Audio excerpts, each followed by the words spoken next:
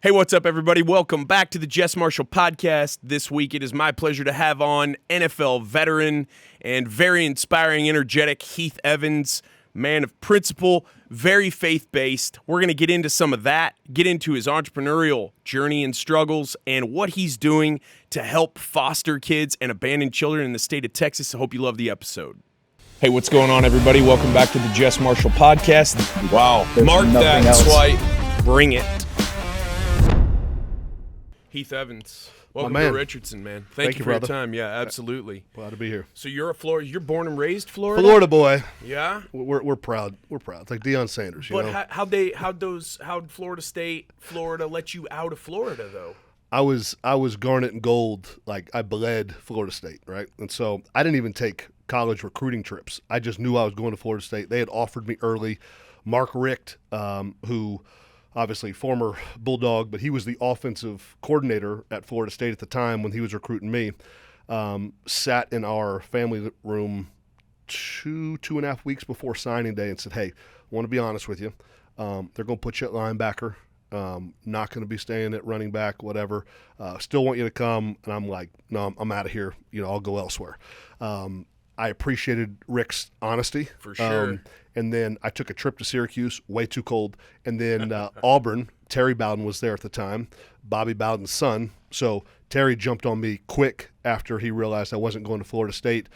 I went to Auburn, and they just sold me hook, line, and sinker. It was quick and easy. They challenged me as a man, and the rest was history. When you did you do a campus visit and they're flying War Eagle like at your head, or It was awesome. I mean, you get in Jordan Hare, and they start whipping War Eagle around that eagle, but just the campus, the people, the tradition there at the running back position, and even the fullback position. Rodney Allison was my running back coach.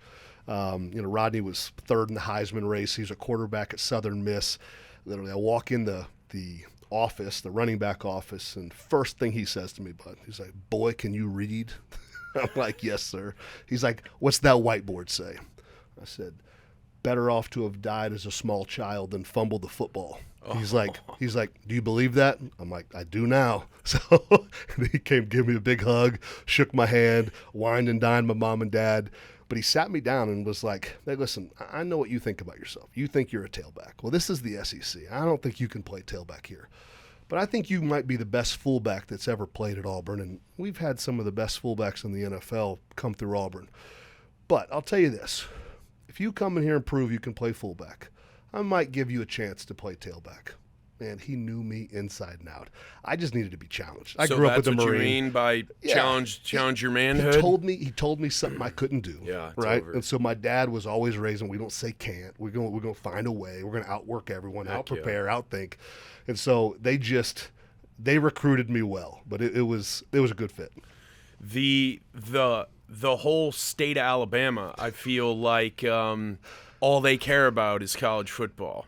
They have nothing else. Well, right? There is no NBA. There is no NFL. Like, it's just, are you Auburn or are you all Alabama? And most of them are Alabama. What was there a little bit of culture shock when you went there in terms of like scenery, weather? You're on the plains at Auburn. Yeah, I mean, it wasn't a little. It was a lot. And you don't realize it in that 48-hour, 60-hour recruiting trip, right? Because it's the buzz. You're in uniforms. You got your Auburn helmet on. They're just whining and dining you, meeting Taquio Spikes and all the greats, there. And then you sign, right? And then you leave the beaches of Palm Beach, Florida, and you go to Auburn, Alabama, right? But the people is really what make that place special. And I have a love-hate relationship with Auburn. I love Auburn football. I love our team. I love the people. Our board just can't get out of their own way. Who's coaching now? Hugh. We got Hugh Freeze. Hugh saw the light, and he's been rehabilitated. And now he's back. Listen, we all need grace and mercy. I know that. 100%, bro. People always want to throw stones. I'm like, listen. Well, this is a country that loves a comeback story and will give you a second chance if you're honest. Well, that's what I always say. I mean, like, I don't understand why more people can't apologize. Listen, I was a big fan of Trump when he was in the White House. A true, humble, hey, you know what? I'm sorry for some of the stuff I said. It was true. I should have just said it different. I was just trying to get my point across. Like, I think he would have just like galvanized probably another 20 or 30% of the country, right? But Mike Tyson, he bites a man's ear off. I'm sorry. The whole world forgives him. Like, we could go story after story after story. Like, the humility of a man just to say, hey, man, I screwed up. Please forgive me. Sure. It's such a powerful thing. Man, it is. You know, it is about that humility, and it's also about maybe just taking a step back, especially if you're, you know, if you've got credentials, you've got skins on the wall, a lot of people in your life or yes men. Yeah. You know, dangerous position.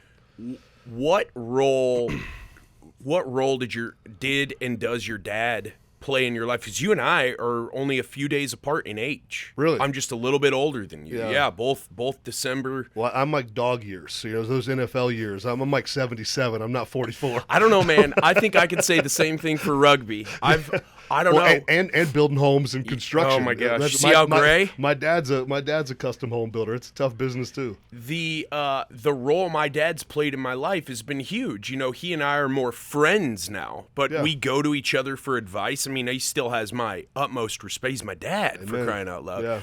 Where would you be if you hadn't had that strong father figure in your life? Not in the NFL. Not where I'm at today. You know, and people say cliche things, you know, I want to thank so-and-so, I wouldn't be here without him. Listen, dads are everything. And not just for young men, but for young ladies, right? And biblically speaking, these are the commandments of the Lord that dads will raise their kids in the way that they should go, right?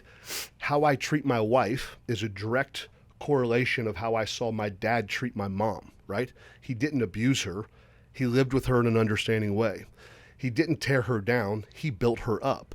And so we are learned creatures, right? More is caught than taught. We have a dad chirping all this, but living the countercultural lifestyle to what he's saying.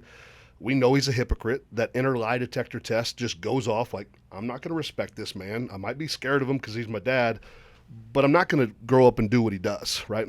My pops, listen, he was a tough Marine, but he was a kind, compassionate, meek man. And people don't like that word meek, but meek is just strength under control. They shall inherit the earth. Yeah, and I saw that from my dad, and so you know, those are the things that I try to instill in our kids. You know, your faith is a big part of your life, right? It's a big part of your life. It's a lot of your Instagram content is that. Pretty much all of it, except for making fun of Mike O'Hearn. It's faith and Jesus Christ, and then making fun of Mike O'Hearn. All natty, bro. All natty. The Liver King stuff was hilarious. We had fun. Man, that's was faith a big part of your upbringing? It was, you know, and so listen, my dad was this crazy Marine that got saved post-Marines, and then like my mom tells these stories about like his life. Literally, it was like the miraculous spiritual death to spiritual life. Like he's in Dunkin' Donuts parking lots fighting with people because people make fun of him because he was so yoked up, to literally just this kind, compassionate, loving father and husband. And I saw, like, you know, people in the construction business always trying to get out of contracts, always trying to not pay. Man, I saw my dad walk away from hundreds of thousands of dollars. Like, okay, no, I'm just going to keep the peace. Oh, okay, I'm sorry. I'll fix that floor. Nope, I'll do that. I'll redo that staircase. Like, and I, as a kid, it'd make me angry. I'm like, Dad, they're taking advantage of you. He's like, no. And he'd show me in scripture, and I'm just telling you, through 8, 9, and 10, when every general contractor in the world was crushed by the market, my dad has people lined up waiting to work with him. When the market has crashed before because of integrity, because of honesty, and honestly just because of the blessing of the Lord, my dad's never been without work. And God's just been faithful to him, and I watched him live out his faith. But here's the thing, buddy. Until I was 38 years old, I thought I was a Christian. I was raised to be godly. Like, I knew what to do. I had a lot of head knowledge. At Auburn, I was president of FCA. In the NFL, I was leading chapels and everything else. You went to a Christian high school. Yeah, right? I went to King's Academy in Palm Beach School in Palm Beach County. And so, like, I wasn't, most often, I really wasn't ever living a hypocritical life. I wasn't out sleeping around. I wasn't out drinking. I wasn't out drugging. I was really a nice guy. But I was just trained to be godly. And my parents did the best they could. But God had just never really saved my soul. And then through the whole NFL debacle, I'm flat on my back at 38 with literally, I can't get a high school coaching job. I can't get a high school radio job because of false accusations and everything else. Man, God put me on my back where nowhere else to go. And in that process at 38, this head knowledge really became this, man, God ripped out a heart of stone that really hated God. I tried to use God. Like I was taught that, we choose God, and, and my life reflected that, because every time I needed him for touchdowns or blessings or to help me in my marriage, then I would run to him. I didn't love God. I loved the things that came from God. That's called idolatry. And God just did a great work in my life through a really, really hard betrayal season, and I wouldn't change a thing. What did you study at Auburn? Communications and business. I had this goal from this time. I was 8 years old. I'm going to play in the league for 10 years and I'm going to go into TV. That's exactly what I did. It's not like I manifested crap. God just had a great plan for my life, and I worked hard to get it done, and that's what happened. When you were in high school, did your parents insist on you doing things like speeches from stages and things like that to get that fear of public? Because you're not everyone says that everyone's biggest fear is fear of public speaking, right? That's because people just don't want to get put on blast. It's hard for people. I try to get my people in my company just to do a selfie video for a client. They won't even do that. Yeah. So was this something that you were bumping up against, that fear from an early age, so it just went away? Or my parents were like, hey, you arrogant punk, you need to get off the stage. Give someone else the limelight. So I just, from the littlest boy, I just wanted to talk to everybody. I didn't, and I think that's another posture that comes from a healthy father, right? I didn't fear a lot. I just knew my dad had my back. I knew my mom had my back. I knew that even when I screwed up, they were going to defend me in public, but at home I was going to get my butt whooped. There was always going to be consequences for disobedience and disrespect and the things that were against the Evans family rule. But I just knew they always loved me. And so I'm like, man, if mom and dad love me, who cares what everyone else thinks? And if they make fun of me, I know who I am because my mom and dad have raised me to believe who they say I am. And that, listen, that is what I want for Ava and Naomi, 18 and 16, our 4 kids that we're fostering to adopt now. I just want them to know the world says this, my daddy says this. Yeah. I know you're a big dog guy, right? What are those, the Shar-Peis? Oh, is that what those man, are? we just... You have to put hay down and straw in your yard and all that. Cody, our big boy, poor buddy, we just had to put him down a few months ago. Man. We loved him. He was just getting old and ornery, but so he was, everyone always said that he was Shar-Pei and they didn't know. That boy was Cane Corso in Shar-Pei. Okay. I mean, really? Listen, when his jaws and even his loyalty temperament was all Cane Corso. Shar-Peis they're arrogant jerk dogs. They're stubborn, they're dumb, they're just they're genetic mutants, Marley, our girl, it's a good thing she's beautiful because she's not very bright, but she's a Shar-Pei bulldog mix. Okay. And I don't know how she turned out to be so pretty because you see those bulldogs, know, I don't know. She's fast and she's pretty, but she's not bright. So I bring the dogs up because I've had probably the preeminent dog trainer in the world, an animal trainer in the world, on a couple times. Good buddy of mine. Yeah. He's from the Czech Republic. He's got a place out in Terrell. So we're talking about, and I'm going to equate this back to kids, which is weird because my experience with being a father is dogs. That's the only experience, and being the oldest brother, right? I have one brother and 2 sisters. Dogs are a lot easier. They are. He will tell you that a dog acts out because it is feeling the emotion or the fear of the owner. And, dogs do things, they are in fear because they feel fear. Yeah. You said something that really struck a nerve there. Your dad had no fear. Your dad lived a certain way. Your mom supported. And so you're out into the world in a fearless, bold, confident way. Almost maybe at some points a little too much so to where they're like, rein it back, son, rein it back. Yeah. And not a little bit, a lot. It's so interesting now where a lot of the trending content online is talking about how we're missing real men right now. That's a big thing. Now, I don't know if some of that's manufactured. A lot of the guys I hang out with or I actively and intentionally seek out to network with, you, are quality men. They're strong men. They're ambitious. They're intentional. They stand on principles. So I don't see a lot of this. I don't know. I see it said on the news box sometimes. Right. Well, birds of a feather, right? Yeah. And we, I always want to be loving, but truthful.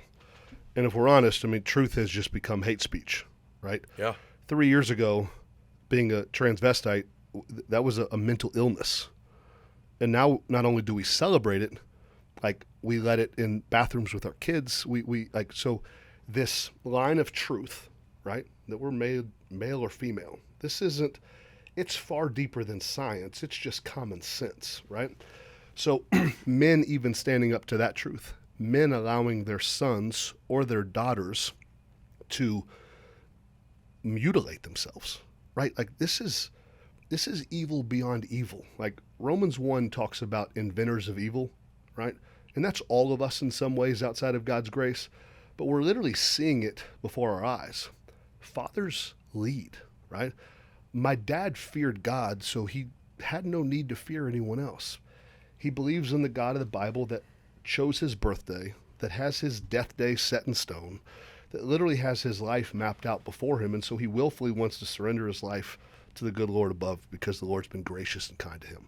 If you walk through my dad's errors and sins and arrogant mistakes, he doesn't deserve my mom. He doesn't deserve me. He doesn't deserve my sister Amy. He doesn't deserve the blessed business that he has. He doesn't deserve anything. And so he walks around like, man, God, you've been so gracious and kind to me. How can I not be loving and gracious to all these people, even if they hate me? Well, that leadership established something in our home of what real men act like. Turn the other cheek and walk away. Defend the weak. Stand up for the people that can't defend themselves. We're all selfish innately, right? No one has to teach our kids me, mine. Survival. Right. No one has to teach us how to lie. No one has to teach us how to do wrong things. We have to have that taught out of us. Well, parents aren't teaching how to break the evil in every single kid. Kids aren't innocent. I mean, wait till you have your first one. A pastor friend of mine calls them vipers in diapers, right? By the time they're about 9 months old, they're throwing their food, throwing spoons. And I'm like, listen, they're cute and cuddly, but that nature that needs to be guided and guarded and kind of broken to even extent, that's a father's job. And even the father can gently lead and empower the mother to come alongside where there's this beautiful bond that we have in our home. But we got to do it God's way, and everyone's trying to do it their own way. I don't know what tomorrow holds, right? I don't know crap. I think I know a lot. I often prove myself wrong. But man, when I follow the word of the Lord, it's amazing. Things aren't always easy, but they're always peaceful. And the fruits that they produce long term, like an 18-year-old daughter that will still hold my hand and kiss me, and a 16-year-old daughter that will come up and rub my back and kiss me on the cheek, and they want to talk to me and love me, those are the fruits that we want. And that's just the things that, by God's grace, we get to produce. When you were faced, in your athletics career, or when your integrity was impugned, were there times where you had doubts?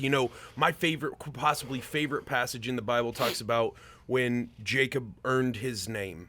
He wrestled with God. Yeah. And it says, if you translate it in the ancient languages that it was translated in, and you translate that into English through some of them, that it says he prevailed. He said, I'm not letting you go until I get my name, and he got his name. Yeah. And then it says that he was touched and on the hip, and he limped for the rest of his life. Right. I mean, you want to talk about a badge of honor. Yeah. That is someone who is saying, I'm not just going to take this on face value, man. I want it down and dirty. Let's get down here in the muck and let's talk about this in a phone booth for a minute. I mean, that's hardcore stuff. Did you ever have times where your faith was tested to where you were just like, you know what, man? I don't know if this is real. It's funny. I've never had a time in my life where I didn't believe that God ruled and reigned. Now, I did have to come to a point where I realized that God wasn't ruling and reigning in my life, right? And so I love this story because so much about the Christian faith gets polluted by the heretic pastors from the people at Hillsong, Furtick, Mike Todd's. I could go on the list, right, that teach about he just wants to bless you. And, prosperity and you're going to be rich, and you're never supposed to be sick. Man, have you not read the New Testament? But even that story of Jacob, he's wrestling with God for this blessing. What did God bless him with? Jacob was a powerful, mighty, strong man. When you look at his acts throughout Scripture of what he did, this man, he was much more like the biggest beast in the world, like Goliath, than more like me. God broke his hip. Why? He took his physical strength so that his posture of humility would be like, God, I'm always looking to you for my source of strength. My physical just brawn and just muster is now gone. I am now not this man that can wrestle lions, bears, and do all this stuff. I'm a man that daily has to be dependent on the Lord. That's a true blessing. 5 years ago, God stripped my whole life away, right? I'm building a huge career on NFL Network and Fox and calling NFL games. Man, fullbacks don't get these jobs, right? One woman accuses 8 men, right? No HR reports, no nothing. Anyone with any clue can look at this and be like, this woman's a money grab. It is what it is, right? Well, NFL does what they do. I get fired because I won't sign their non-disparagement clause. I won't take their payouts. I won't take my contract. I won't do all that stuff. And so, but I'm flat on my back. God took everything, and I had nowhere to look but to him. And it was the biggest blessing in my life. I've never been happier. God's still rebuilding. He's building something that no man can tear down. I've got the best wife in the world. My 2 daughters are just phenomenally they're just awesome young women. God's given us 4 other foster to adopt kids. We're building businesses together, me and my wife. He blessed me through what the world would say would be a curse. When that happened at the NFL Network, how did you find out? HR called me in, and they said, hey, tell us about your relationship with so-and-so. And I'm like, man, we're like best friends. When she got fired about 9 months ago, I went to bat for her. I almost got fired. They told me to back down, that I was stepping on toes that I shouldn't be stepping on. You know, she babysits my girls all the time. When I went through my divorce, you know, I bring the girls up here, and she's loving on Ava and Naomi all the time. And like, you know, I'm like, we text back and forth quite a bit. The 2 ladies in HR are looking at me like super bewildered, you know, and I'm like, what's going on? And she's like, well, Heath, we don't know how to tell you this, but she's accusing you of sexual harassment. I'm like, what? So I literally grabbed my phone and I scrolled back. I think it was 29 days at the time. A text from this lady. Hey, will you help me get back in physical shape? I'm finally off all my cancer meds. I've put on all this bad cancer weight from the steroids. You've always been the pinnacle of health. I miss you and Ava and Naomi. Tell them I love them. I know you're super busy. If you can help me or point me in the right direction, please. I respond. I send her a voice text. We text back and forth. I forgot to call her back like 2 or 3 days later, whatever it is. And then just being hustle bustle of life, I literally called in, and so they're like, hey, can we have this text? I'm like, you can have my whole phone. Like, I got iPads at home. I'll bring you pictures of her and I together. I'll bring you pictures of her. She was literally just one of my photo shoots that I had done with this famous photographer, Per Bernal, for Muscle and Fitness and everything else. She did my wardrobe, and they're like, okay. And they asked me, hey, don't make a statement. You know, I'm like, do I need to hire a lawyer? And they're like, well, we can't tell you not to, but, you know, what's best for you is best for us. And listen, it was the fullback mentality. I'm going to put the team first. I should have probably listened to my gut instincts and be like, hey, I probably need to cover my own butt because everyone's told me that the NFL is always about them. But for 18 years, they had fed my family. For 18 years, Mr. Kraft and you name it, they had all been great to me, you know? And so I had no reason not to trust them. God worked it out for his glory and my good. When that happens to you, it sounds like your experience with the league, your experience with big time blue blood college football was a positive one. For sure. Where you felt like what you were sold and what you bought is what you received back, right? Amen. Yeah. You don't seem like you hold this sentiment that some former players feel like all you are is an asset, you are expendable, next man up, you are just a That's life, cog though, in the right? well. I feel like sometimes maybe the folks who haven't been raised like sounds like you have and like I was, like from the beginning, life's not fair. Well, right. Don't talk about the refs. Right. If the ref cost you the game, you weren't winning by enough. You don't need to play in that select league or that. If you're good enough, they'll find you. Right. Are you training hard enough? Right. But if we're at Twitter, if you're not doing your job, they're going to find someone else. If you're at YouTube, if you're at Circle K, if you're at QT for some gas where I go to get my Ghost energy drinks, if you ain't getting it done, it's the next man up. You're going Ghost, not Diet Mountain Dew, bro? QT's my fave. Listen, my wife doesn't like me on Mountain Dew. I don't need energy, so she's always trying to reel me back down. You are very energetic. Yes. But I just, like, it's all in how we look at things. Well, for sure. Are we a victim? Everyone can play a victim card. Yes. I've got 4 beautiful kids in my house right now that they could play the victim card the rest of their life. I'm not going to let them do it. No. I'm going to teach them that we heal, we forgive, we move on. Were you, so in this, I mean, your life goal is being lived out. I mean, first of all, playing the league for 10 years. Right. I mean, the average right now is 2.5. Yeah, a little chubby white boy from Palm Beach, Florida. We don't make it to the NFL. In NFL backfields. That is also not, I mean, it's just not, it's not very common. So everything you endeavored to do and you persevered to do and you worked hard to accomplish, though, it's all come to pass, right? Yeah. Your life is... You're married, you have kids, you got a 10-year career, you go right into a great job. You worked hard for it, you trained for it. Then divorce happens, then NFL Network says treats you like an asset, doesn't treat you fairly. Right. Were you, when you say you were on your back, were you ever depressed during that or do you even know what that, you don't seem like you know what that means. I think I can't, when I work with so many men, and I'm so blessed to have suffered the things that I've suffered, right? Because then we can comfort others. It's the only way you can say I know how you feel, and we can kind of get in pits with people. Sure. Right? What really did the most damage to me, because my character and integrity. Listen, I had messed up plenty in life, but anyone that's ever known me, even through the process of my divorce with my first wife, I did this, I was wrong. You ask Ava and Naomi today, they won't tell you one day when I ever blamed their mom for any of my mistakes. Like, of just not doing it. And I really believe, nope, this is my fault. Each people, we have our own decisions, but I'm taking ownership of me. When you walk in public, and it wasn't depression. I tear up because I remember walking in malls, right?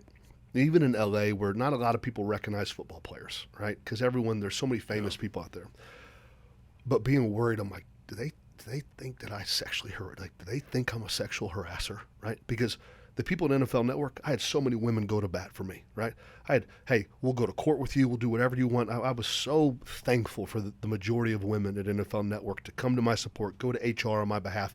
It made my family, especially Ava and Naomi, to see real women step up in light of the whole Me Too movement crap and everything else, to see real women go to defense for their dad. But to be in public and kind of be like, man, do these people think this, right? That was really hard for me. That was the hard part to get over, because it ultimately doesn't matter what they think. Who am I? What's the truth, right? And so we've just had to move on. And, I had started moving in the direction of suing the NFL because I didn't know you at the time, but I felt a burden to fight for you. I felt a burden to go fight for Kurt Warner and Deion Sanders and Michael Irvin and every other guy that's ever going to be falsely accused of something. Now listen, we know there's evil men that hurt innocent women. Yes. Right? We also know there's evil women that saw this Me Too movement as a complete money grab. I never sexually harassed anybody. I've never hurt a woman physically in any way, even emotionally, in the sense of pushing myself on someone. Never, not once. And any woman that truly knows me I never would. That was a hard pill to swallow. And so I'm like, hey, listen, I've got to go fight this. As the Lord really started to do something in my heart, he just started asking me, hey, are you going to trust me to rebuild you? Or are you going to go after the NFL for your $15 or $20 million and trust these human lawsuit mechanisms to rebuild you? And it's funny because it wasn't even so much a wrestling of faith. I had, Stallone's lawyer, Bill Cosby's lawyer. I mean, I had the best in the world.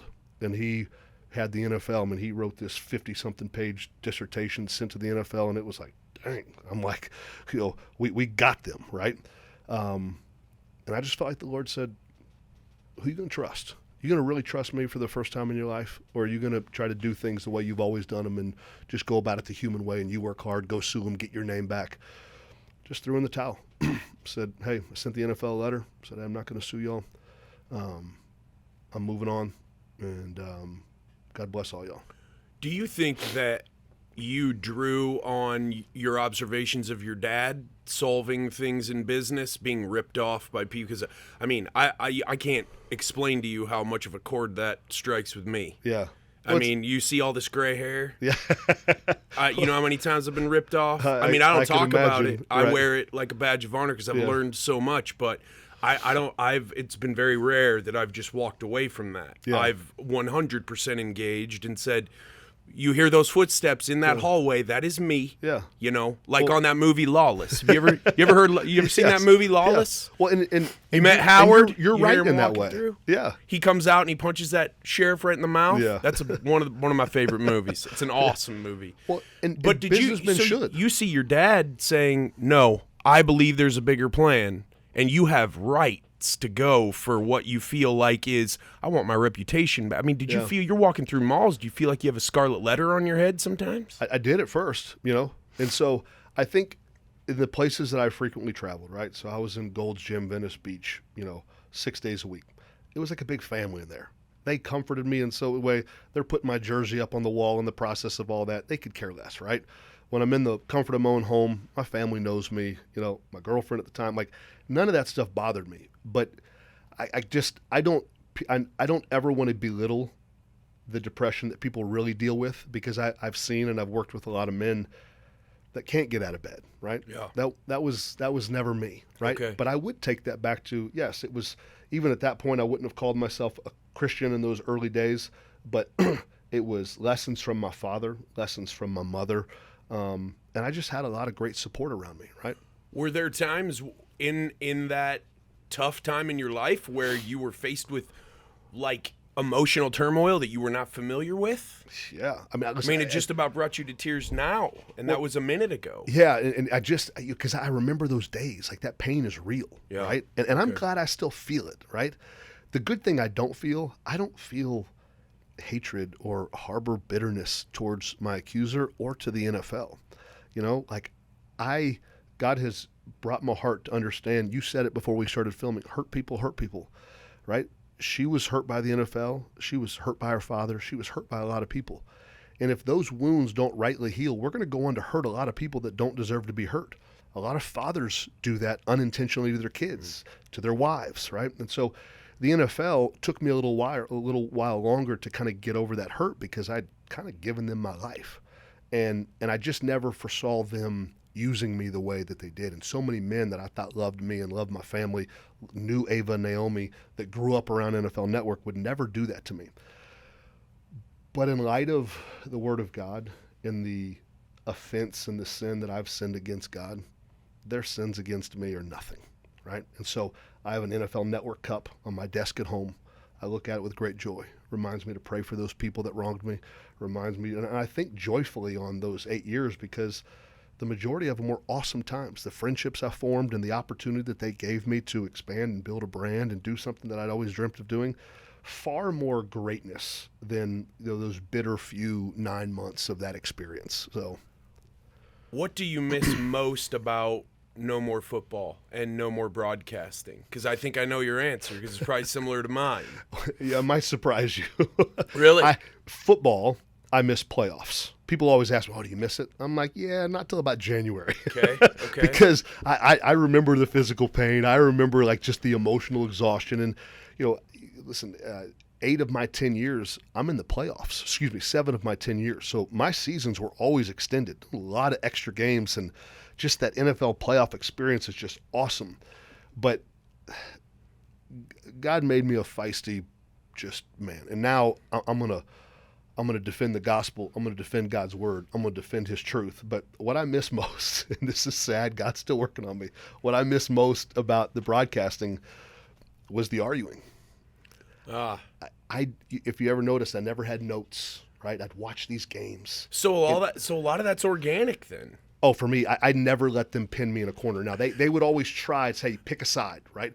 But I'm like, listen, they were never going to get me to pull a Stephen A. Smith and sound like a freaking moron talking about something I know nothing about, right? Like, I was going to say, nope, this is right. keep me out of the argument if you don't want me to take this, and then as the NFL went more, just, I don't even know what you call it, right? People call it woke. I don't know what it is, but as they just got further and further away from truth, they had to pull me more and more out of like truthful arguments, right? The Kaepernick stuff's a joke, like it on so many levels. They don't want the truth, right? And so, but I miss mixing it up. But the NFL was the same thing. We got to mix it up physically. I ain't ready to trying to hurt no more like I did for 10 years of playing. Well, it sounds like after maybe the broadcasting was taken away or went away, we should have gotten you a law degree. That's what it sounds like. We should have gotten you in a courtroom. Any teacher of mine, I would never pass the bar, and I would not get through law school. I don't know, man. So. You're a student of what a lot of people call a very boring book. Well. So I think if you put your mind to it, you could probably do things that might surprise you. There's never been a man that has read the Bible through and through that has called it boring. Agree. I feel so. I've read through and we used to read. Told you I grew up in this. My dad is a minister. My parents were in the ministry, reading 2 chapters of the Old, 1 chapter of the New every day. Read the Bible through in a year. Great process. So did that, and then growing up in Christian school, we had this thing called cumulative Bible memory. So we would memorize like an entire book of the Bible throughout the year. Yep. And then at the end of the year, if you wanted the biggest trophy, you had to say it all in one sitting with no prompts. So now, one of my greatest skills and abilities is my sense of memory. Even with all the concussions, I have a crazy memory. I wish I could trade you. My wife prays for me almost daily that the Lord will give me a photographic memory of the scriptures I'm reading, because I'm really, really good at kind of pulling what Christ is saying, but then like trying to figure, okay, all right, that's Ephesians 1. I know it, but is this verses like 3 and 4, or is this verses 1 and 2? Sure. And so, but we study to show ourselves approved. And listen, Jesus said a lot of offensive words, and to those kind of religious leaders, he literally told them to their faces, you haven't been given the eyes to see. You haven't been given the ears to hear. You can't come because my Father in heaven hasn't called you, right? And then the end of that chapter 6 in John, Jesus says many of his disciples walked away that day, right? Our God is a merciful, gracious God, but he makes it very clear that he is just. And he shows mercy to who he shows mercy. There's no doubt about that. The memory thing. Yeah. How many concussions have you had throughout your career? 3 that we've documented, right? Okay. And so, like, this education has come so far in the last decade. When did the movie Concussion come out? The Will Smith movie, oh my gosh. Concussion. What a mess of propaganda and nonsense. When did that movie come out? 2015. So your career was over. Yeah. What and that was another thing they wouldn't let me talk about on NFL Network. What? Well, just because the way that they take facts, but facts out of order are lies, right? So that doctor on there that had his office raided by the FBI or whatever it was, it was raided for the FBI because the dude was a crook and he was mixed up in a whole bunch of bad stuff. It wasn't raided by the FBI because he was discovering concussions and everything else. So truth manipulated as a lie to sell a freaking movie, right? And so, listen, I worked at NFL Network at a group of about 30-plus seasoned NFL veterans, right? Yeah, they're not taking scrubs up 10 years, 15 years, linebackers, quarterbacks, O-linemen, D-linemen, right? Yeah. DBs. Not one of us had any of these issues. Really? Right? So Mike Robinson would say he had some headaches at the time, right? Well, a lot of people have headaches, right? You have headaches now because of all this pollen in the air, right? Yeah, so, but what we know, and people say CTE and all this stuff, listen, if a baby is dropped on a bed, they're going to have that scar tissue of CTE. Now, what that does, we don't know. And people speculate so many things, right? Even the late, great Junior Seau, God rest his soul, he shot himself in the heart because his heart was broken. There was no suicide letter. There was nothing that says, go diagnose my brain because no. The man had lost his wife. Tough financial times. Really bad insomnia. Hard stuff with his kids. Yeah. A lot of things that, if we don't have a greater hope, right? Of course that's going to depress you. That's going to depress you didn't play 16, 17 years in the NFL at linebacker. That's going to depress any normal man, right? And so we speculate and we create fear. People always ask me, if you have some sons, you going to let them play football? I'm like, no, I'm going to make them play football. Really? This is the greatest sport in the world, right? Teamwork, physical pain, emotional turmoil. What's marriage? What's family? Right. All for one, one for all. When I screw up, it hurts my wife, it hurts my kids. Well, what happens when I screw up in pass protection? Tom Brady gets hurt. Drew Brees gets knocked out of the game. Immediate consequences for 53 other men, right? So when I learn how to push through physical pain for not just my betterment, but for the betterment of the team and the betterment of the coaches that have laid it on the line all week in the study room trying to teach us, there is no other sport. The NBA is a two-man game most of the time now, right? I don't know a lot about hockey and other stuff, but there is something about young men learning to sacrifice their bodies, be emotionally, physically, just sound-minded, push through hard things, suffer well with a smile on your face for the betterment of others. And then, you get awarded a king's ransom if you get to make it to if you get to college now, you can get paid big money. So there's just something beautiful about this game that, listen, my kids are going to be hydrated. They're going to be well-fed. We're not going to worry about concussions. Much ado about nothing. I can't say that either, right? Yeah. I just know when we were growing up, kids weren't getting knocked out on the field, stuck there with their arm in the air, right? Well, what do we know? Food is trash now. Yeah. Food is medicine or it's poison. It's mostly poison There's now. really no middling there. Right. You know what I mean? It is Water. one or the other. Kids don't hydrate anymore. So what does our brain need more than anything? Of all the men and women that we coach for weight loss and physical health and spiritual health, we get their water straight. It is our second priority for them. Your digestive tract runs off of being hydrated. Your brain runs off of being hydrated. Your connective tissues, everything is predominantly, if you are hydrated, your body will fight disease like nobody's business. God has made us fearfully and wonderfully made. And so these kids are on Gatorades and, listen, you are on milk and water probably, right? Mm-hmm. And so everything good has been stripped out of our food. And these kids aren't forced to eat right. They're eating cupcakes and Little Debbie's all day long. I was on egg salad and turkey and bologna, and I'm in PB&Js, and me and Michael Hearn talk all the time about how we grew up. We were healthy as horses, stuffing 8 PB&Js down our throat every day, right? The bread was healthier, the peanut butter was healthier. That's why he's got that hair. That's why that hair. He's got that hair because he's got millions of dollars to keep that hairline just perfect. What was his name on American Gladiators? Titan. That's right. Fabio. All good points. What's your first priority? So if hydration's priority number 2 and you're coaching people for personal development, fitness, health, what's priority 1? My wife lost 150 pounds. And so most people have told her at 280 pounds, if you got to 125, of course, you're going to be much healthier, right? Sure. Well, she would tell you that she was far less dysfunctional at 280 than she was at 125. This idolatry of, okay, hey, I'm going to get to this, and this body and this health is going to satisfy me. I'm going to be happier here. I'll be more satisfied here. Was Tom Brady satisfied with ring number 7? No. Was he satisfied with ring number 3? No. Right. These things, right? We can look at Elon Musk. The boy's trying to go to Mars. This world, nothing in it satisfies a man's soul.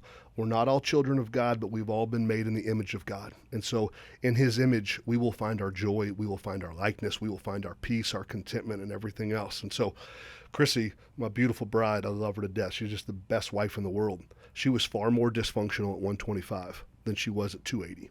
And by God's grace, he saved her soul. And so our number one priority is, hey, men and women, we want to help you get healthy for the glory of the Lord. Because when we do it with and this is why we really kind of focus our efforts. Hey, if you're interested in trying to do weight loss in a Christian manner, then come on, come on. But we really try to focus our business to men and women that want to get healthy for the glory of God. Because when we do anything that's not in faith, Romans, the Bible tells us it's sin. It's not my words, it's God. I spoke at a funeral just over a year ago. A whole bunch of firefighters and police officers, heroes, right? Real heroes, men that I respect, risk their life every single day. But according to the word of the Lord, when they run into a burning house, save a kid and a couple cats, if they did it for that kid or anything else, it's sin. Now, if they did it for the glory of the Lord, it's an honoring, noble thing, right? I don't make the rules. I'm not God. what we want our women to do, and we want my men to do. I mean, I literally just bank president in Delaware. We lost 52 pounds in about 4 months. But his marriage has flourished. He's happier than ever. His relationship with his 18 and 16-year-old son has flourished. But he went through a process of, Lord, I've tried to get healthy numerous times. I've tried to do it my way. I've done all these diet pills. I've done all this crap. God, will you help me in this journey? Will you help me to use this temple that you've given me for your glory and your honor? Man, Anthony is happy as a horse. His marriage is thriving. His parenting is thriving. But he did it different, right?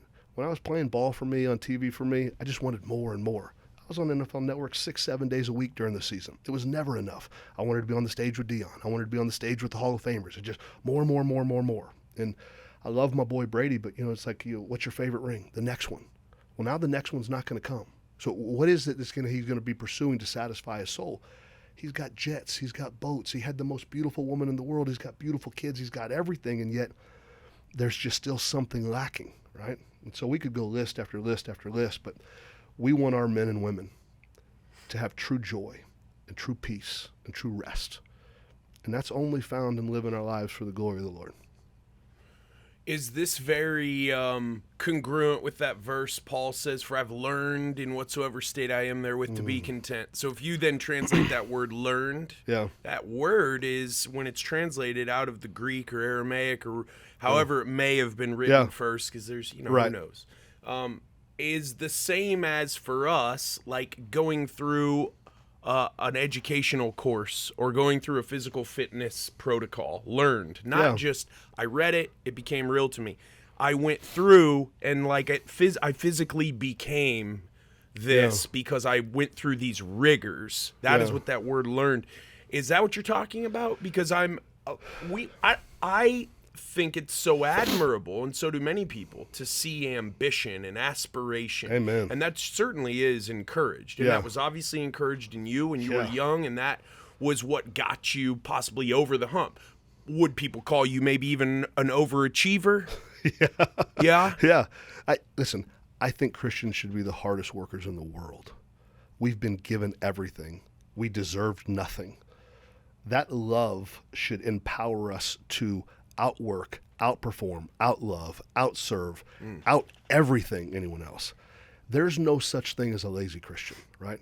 If the one sin that I continually repent of is laziness, because there's aspects in my day, right? The distraction of this phone. I am an ADD poster child. And so, listen, my wife helps me. If you saw my day, it starts at 4 a.m. It's mapped out till 8:30, lights off at 10. That 8:30 to 10 is me and Chrissy time. And we're really good. But I see these great men of history that have just loved the Lord so much better than me. I mean, they're raising 6 kids. They're pastoring a church. They're running missions. They're building hospital for kids. And this is in the 1900s. They had no technology. They didn't have cars. They're riding around on horses. They're doing more things in a day with no technology than I've done in the last 3 years, right? And so that puts me on my knees. God, help me, because I know with your strength and your power we can do so many other things. But what Paul learned was exactly what God said he was going to learn. When God saved Paul on that road to Damascus, he says, I'm going to teach you what you're going to have to suffer for my glory. But you see what Paul, as he experienced those unsearchable riches of Christ, that man got happier and happier, and he got more humble and humble. As Paul's life went on, when he first got saved, he's like, I'm an apostle. And then he's like, I'm the least of the apostles. And then he's like, I'm the chief of sinners. And then he's like, oh, this wretched soul, who could save it but the blood of Jesus Christ, right? His humility got lower and lower. His eyes and the size of God got bigger and bigger. He's writing letters to the Romans and some of these people he's never even met. He's in prison, right, for the faith. And he's like, oh, my brothers, my beloved. He loves these people he's never even met. I'm like, I want to love people like that. I want to come in this place. I want you to feel even like this is the first day we've met. I want you to feel like I love you. Like, what is in that dude that was just different, right? Because you're going to be like, okay, well, it ain't Heath. So what is it? Those people just knew when Paul preached, you saw throughout Scripture, they never glorified Paul. Paul would preach and they'd glorify God. Paul would preach and they'd fall in love with Jesus, right? And that's what we want to do in our home. And do you have people who come after you and they're like, bro, this is too much. You're too into this? Does that get said to you, or is it? It's funny. It's the professing Christians that come at me most. Yeah. Right? And they think I'm radical. You're not tolerant enough. Yeah. Tolerance is for people, not principles and not truth. Right? So my commentary even about there's really no such thing as a transvestite community, right? These people are still male and female. Well, that's hate speech, right? I know this. The truth bears out their suffering. How many of them regret within weeks? How many of them are on more antidepressants than ever before after transitioning? What's their suicide rate? Why does it skyrocket? They're more accepted than ever in society. Their acceptance is only growing and growing and growing. So that's not the reason for their inward depression and angst and heartache. We are who God has made us to be. And there is no denying it. And there is no getting away from it. So the most loving thing I can do is graciously and humbly say, buddy, I'm no better than you. You and I, according to the word of God, we are equals. Before God, we're unholy, we're unrighteous. But because I do love you, because I do care, please let me help you. Let me show you the truth, not my truth, this truth that has been established and has been sustained and has been sold billions of times over and over again. And it's the most read book in the world, and it always will be, because that truth is just undeniable. Are we making too much of a big deal out of the whole trans thing? I mean, I'm not really plugged into our education system much because I don't have kids. Right. Although it's crazy. You know, Justin Forsett? Yeah. His kids go to the school that my parents founded. Really? Yeah. That's awesome. Isn't that crazy? That is awesome. And they don't live here anymore, but yeah, they founded kind of this. It's a very cool concept of what they came up with. Yeah. And his kids go to one of their campuses in Plano. Anyway, I'm not super plugged into the government education system or the private education. Is this like a prevalent? It's funny. It just kept being more and more accepted. There wasn't a lot of pushback until it started affecting people's kids, right? And so now, because it's being taught in schools. And the bathroom signs. Right, and it's just everything. And so then you have what I feel like are good parents, raising their voices about real evil, right? These are the tough things to talk about. And so whoever's watching this, I promise you, this is not a judgmental spirit. This is a spirit of love and literally peace, because I want what's best for people. But when we look at these like this, the LGBTQ, and I don't know the next letters that come, right? There's just something being added. There's a few more, yeah. Right. They're people, right? They are image bearers of God. They matter. Deserve love and acceptance. Amen, right? So, but I don't, listen, when I cheated on my ex-wife, did I deserve acceptance for that? No. I needed to be told, Heath, that was wrong. You need to own up for that. You need to make amends with your ex-wife. You need to make amends with your daughters. You need to be bold and say, I screwed up, right? A wrong is a wrong, right? And no one had problems telling me that when I did it. So why is it so different in all these other areas, right? So this moral truth that never really changes, our conscience all bear us guilty. Take a little boy, the first time he masturbates. Why does he feel guilty? His conscience just bears him guilty. Same with a girl, right? Uncomfortable conversations to have. But in this community, when you look about the amount of people that have been sexually abused, sexual abuse trauma survivors, if they don't get real healing, the boys, so many of them become predators. The girls become victims over and over and over and over and over and over again. And so we're not talking about root issues of trauma, right? Now, it's not 100%. But I've been blessed to have 3 really good relationships with 3 different gay men. All 3 of them confessed horrible sexual trauma as little boys. They dealt with the fact of, I felt so guilty because it felt good, but I knew it was wrong. Well, God made us sexual beings. Of course it feels good, right? But the conscience bearing out of like, oh, I know this is wrong, but it feels good. 3-year-olds, 6-year-olds, 8-year-olds, 12-year-olds, 15-year-olds, probably even 18-year-olds aren't even mentally mature enough, emotionally mature enough to handle that weight of a burden put on most of the time by a trusted authority figure, a mom, a a dad, an uncle, a priest, a pastor, a t-ball coach, whatever it may be. And so when that sucker is not dealt with, then it just morphs into all these other dysfunctions. And they are dysfunctions, just like my pride and arrogance was a dysfunction that caused me to cheat on my wife, because I was a selfish punk. I wasn't thinking about my ex-wife. I wasn't thinking about Ava and Naomi. I wasn't thinking about the embarrassment of my church community. I was thinking about me. And it created a poison that hurt so many people. And by God's grace, he's redeemed me and he saved me and rescued my relationship with my girls. They've been so gracious to me. We've got the best relationship in the world. But it was truth that healed the heart. And it was truth that made me confess my sins. And it was truth that made me own up to as many things as I could to really reconcile all these bridges. I didn't burn them. I blew them up with my sin, right? And so truth is truth. And we run from it because it's painful often, right? But it's the only way to heal. And it's the only way to really be happy.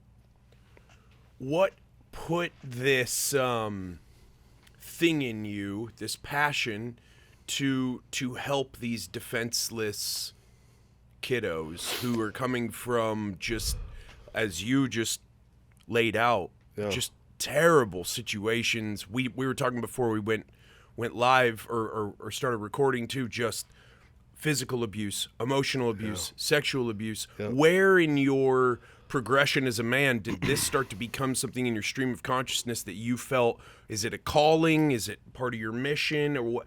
Where did this start to gain momentum for you? Well, I think the more I understood the word of God, Psalm 68:5 says that God is a father to the fatherless. This is who he is in his holy habitation, which simple layman's understanding, who God is in his totality, he is a father to the fatherless. And then when we start understanding the doctrine of adoption all throughout Scripture, that God literally adopts us, right? We're these sinful, not worthy, we're idolatrous. I mean, literally, Jesus said, even to the so-called godly men that he was speaking to, you being wicked know how to give good gifts to your kids. How much more does our Father in heaven know how to give good gifts? Well, that good gift that he was talking about was salvation. That good gift was forgiveness of sin that we could never earn.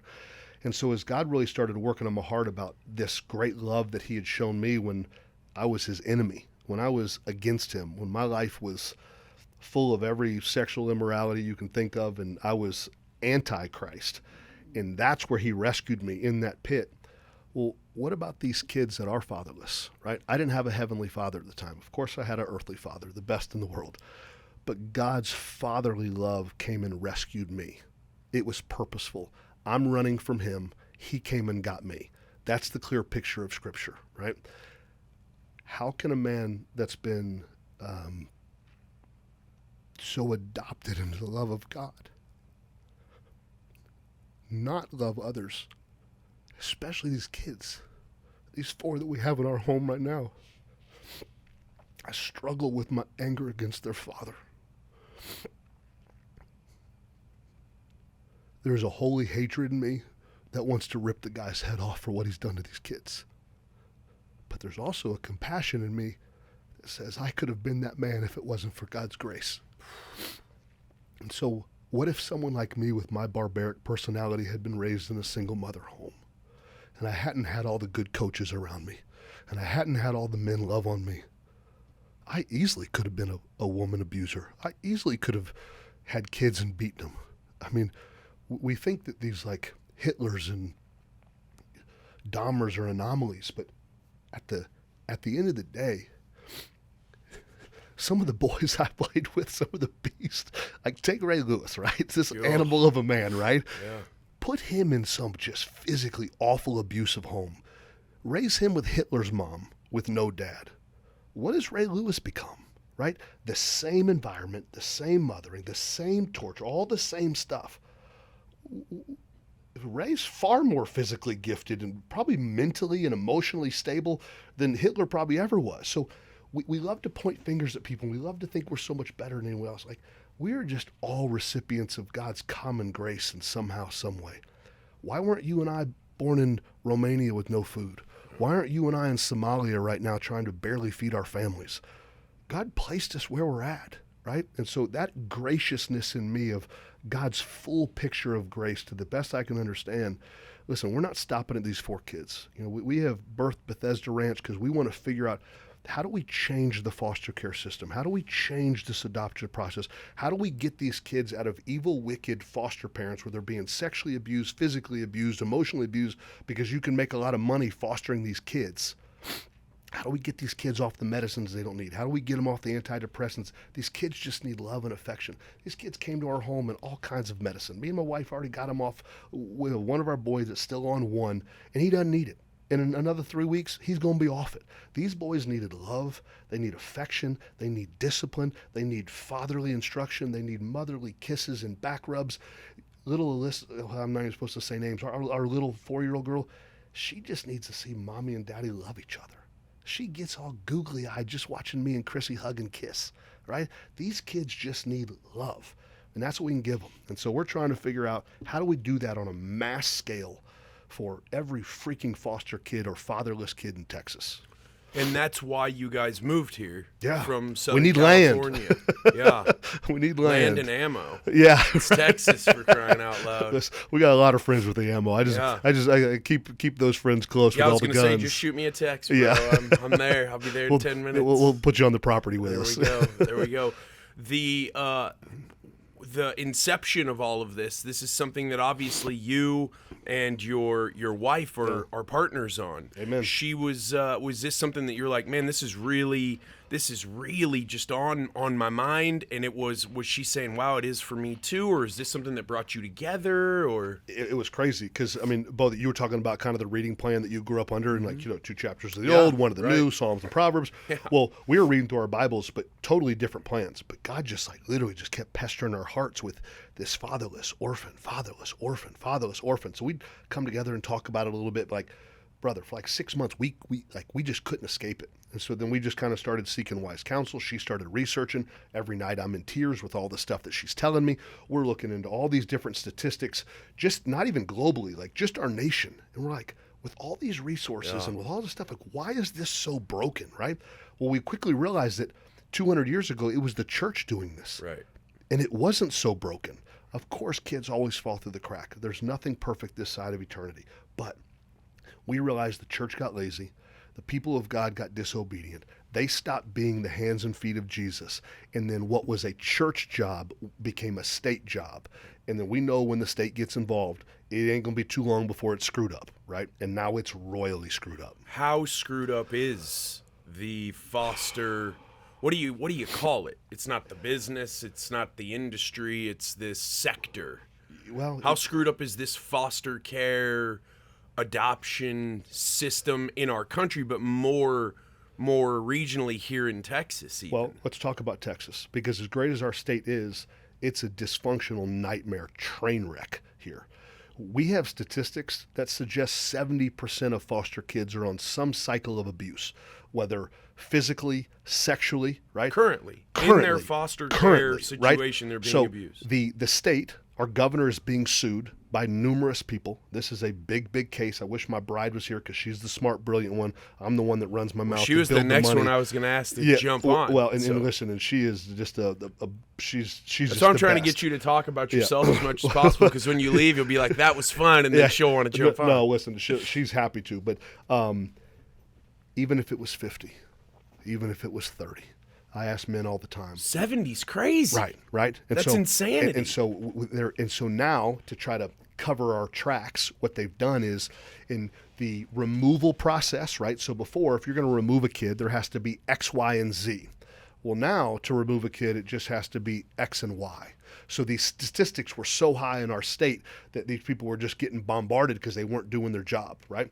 And so now, instead of removing kids, so that, because it looks worse, right? We've got X amount of 54,000 in foster care throughout our state. Well, now if I was sexually abused and that was proven, and I had 2 siblings with me, before, all 3 of us would be removed. Now, just me. So we're going to leave these other 2 kids as victims when I'm sitting here, hey, not only have I been traumatized, but now I'm thinking about little brother and sister being traumatized. I'm not even with them.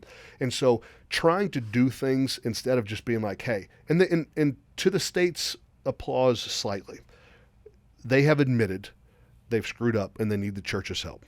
I would say the church has been very slow in responding. That was, a year and a half ago, really almost simultaneously while Chrissy and I are praying through kind of moving here. July will be 2 years. The state's going through this trauma and all this, just embarrassment simultaneously while God's kind of working in our hearts to, hey, and then we just, we were thinking Tennessee, Florida, Texas. We were thinking, hey, where can we get property? Where's a good red state that we can have probably some good political help? We figure we probably need it. Just kind of human reasoning. And so we settle on Texas, and my wife's home state, move here. God just opens door after door after door. And so here we are. And we're trying to figure out, we got to learn what we don't know. And there's a whole lot that we don't know. And so we've got our nonprofit formed, but we're praying a lot. We're trying to form a board of just awesome, wise counsel. Listen, I don't have all the answers. Chrissy doesn't have all the answers. I need awesome businessmen around me. I need godly men around me. I need people that are big faith guys, because this is a huge deal, right? We're talking about anywhere from 45 to 55,000 kids in the state of Texas right now. How are we going to do this? How are we going to help these kids? And these numbers are only growing. Well, you want to talk about making a change at a grassroots level. Yeah. Change a kid's life, and then think about how many lives that kid can touch. Yeah. If they are rescued. Yep. Like that great song, I think Lauren Daigle sings it, I Will Rescue You. Yeah. Yep. You get out there, you get these kids rescued, you get them shown what a loving house looks like. Yeah. Get them out of the way of all the trauma, but then into good sports, in with good coaches. Yeah. Good nutrition, good hydration, all these things that do not exist for some of these kids. Yeah. And the macro change, because you're in it. I mean, you're like in the trenches. And you said before we even started shooting, like, what was that term you used? You just got to get your feet moving on this thing. We don't know what the Lord has in store 10 years from now, but we do know that right here, right now, we can do something as the Evans family. So we went out and got busy. We're not going to pay for kids that are expensive adoptions. Hey, who are the kids that nobody wants? Who are the really hard, traumatized kids that all the other adoption parents are avoiding, right? So we have this TARE website here in Texas, and these are kids that parents have lost their rights. And basically, they're the unwanted. And so we were just putting our name in, just kind of after kid after kid. And obviously, you got to get approved and all these different things. And these 4 kiddos were awarded to us. They weren't on this website yet. They just came through another relationship. But it's funny, bud. We're on our way to Houston to go pick up 2 of a 4 sibling group that we were going to eventually have all 4 in our house. One of the 2 was a fire starter. He had basically burnt down the electrical system of his elementary school, and we're like, give him to us. He just needs some good, tough love, right? But we're halfway to Houston, and CPS calls us, turn around, you're not getting the kids, something's changed, right? Oh, you told me about that. And so on that, literally 30 minutes later, we get a call about these kids. And so that was a Thursday. On Saturday, we're going to Granbury or wherever we went to. We picked them up for a day. They were with us for a day and a night, had the best time, and then a week later, they're moving in with us. And so that's how quick this went. We just wanted to get busy. Like, we can't just talk about it. We got to be about it. When you first became a father, your two daughters, so when your first daughter was born, how did that change you as a man? Yeah, I don't know. I think I just had such good parents. I saw my dad around my sister. I saw my mom around my sister. It didn't really change me much, but I'm a hands-on dad, right? From day one, I'm changing diapers. I'm, ironing dresses. I'm getting ready for church. We're brushing teeth. I kind of mimicked my dad, right? And so Ava came along, and it's just what I saw real men do, right? And so, I saw my dad let my mom sleep in, and he's up getting up with the babies, right? And so they had a great teamwork system, and so that's just what I did. And I wanted my girls to know that Daddy's always going to be around no matter what. And even through my sinful mistakes, they never left my side. I was never absentee dad, and they were always with me.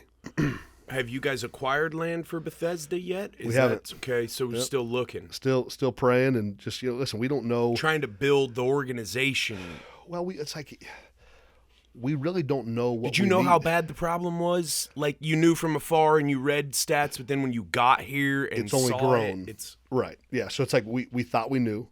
It's last week we thought we knew, and each step, you just kind of wow, this is literally a never-ending position. And I don't ever want to make it sound like everyone at CPS is bad, because there's not. They're just overworked, underpaid people. And the government, in Tarrant County now has tried to privatize this with a different group. And there's some things that they do well, and then there's some things that you still see are broken. Now, who am I to say we could do it better right now? I'm just believing that in the long haul, God's going to give us some ideas and structures, no different than he built his temple, no different than, he just led his people throughout Scripture just supernaturally, and we'll get back. My prayer for the last 5 years, but God, build something that no man can take credit for, right? And so God doesn't need me. I got no pressure on me. I want to be the hands and feet of the Jesus that saved me. And so that's what we're about. You've mentioned the Evans family 3 times. Yeah. So once when you were young, Yep. And then a couple other times now you have kids. Yep. Your legacy, is that something, do you believe in that? Is that something that is important to you? Do you think that that's got pride, ego written all over it? Do you think that that's something that a man should be aspiring to, building a quality legacy? Yeah, I do. I want it'll sound very different than the world, Of course, I want my parents to know, hey, Heath was sacrificial for his wife, his kids, loved people. But if I was going to have my kids say something about me when I'm dead and gone, or my wife, or you, I would want them to say that, man, Heath just knew there was no such thing as a great man. There was just a great God. And I just think that's the truth. In light of the life of Christ, in light of the man I'm trying to become like every single day, I just fall short of his glory every day. You've heard Romans 3:23 numerous times, right? Mm-hmm. We have no idea what that verse means. The glory of God. I mean, we just, Moses, he didn't know, the dude didn't know what he was asking for. He said, God, let me see your face. He's like, nah, I'm going to cut out a little smidge of this rock, and I'm going to walk by, but I'm only going to let you see my backside. Right. That man's face was glowing with the glory of God. When he went back down to the people, they're like, oh, this man has been with God. He didn't even get to see him, right? When we fix our eyes on Jesus, the author and finisher of our faith, I want my kids to know that, hey, Dad gave his life to look like Christ. And he fell short every day, but he never quit trying to honor God. How much does it fry you, this glorification of good athletes, big-time preachers with their Jordans on, professors, online personalities, movie stars? It's just all of this. So you're an athlete. I'm an athlete. You've done a little fighting. I have too. You have to tie your shoes one at a time.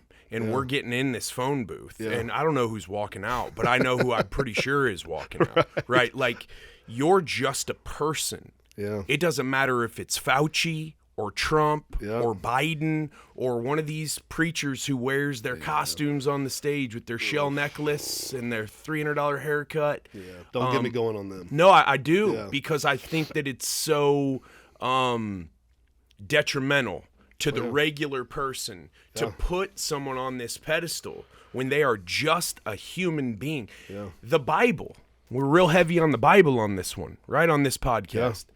The Bible says David was a man after God's own heart, right? David is maybe the biggest celebrity of the Old Testament. Yeah. It's quite possible, right? Yep. I don't think the Bible says man after God's own heart about anyone else. Nope. David saw a woman dancing on a roof, and he coveted her. Yep. And he put her husband on the front lines in a battle that was unnecessary and got him killed so he could have her. Yep. So it doesn't matter who it is, if they're wearing a tie or a lab coat, or if they're your professor or teacher or doctor or preacher.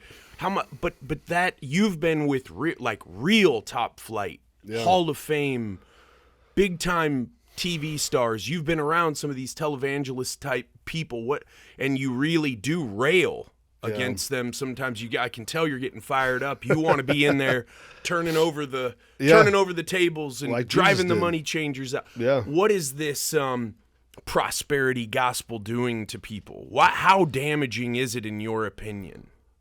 Wow. Well, extremely damaging. That was a very loaded overall question. It was. There, bro. So let me touch on this. The gospel promises us forgiveness of sins.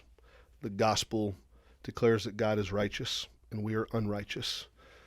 God sent his one and only Son to not only die a perfect death, but to live a perfect life, to satisfy the requirements of the righteous holy law. So his perfect walking out of his life is just as important as his perfect death and his resurrection, right? That sin that we all bear, that God sent his son to die for, is a disease, and it cripples us. Isaiah 53 talks about this disease that God will cleanse us from. And so these prosperity gospel guys will teach that, hey, you come to Christ to get. The only thing we're coming to Christ to get is the righteousness of Christ to cover us. We can look at the life of Paul. He warns us that to imagine that godliness is a means of gain is evil, right? No, we come to Christ and we get covered by Christ. Listen, this gospel makes us all equal. I talked about this earlier.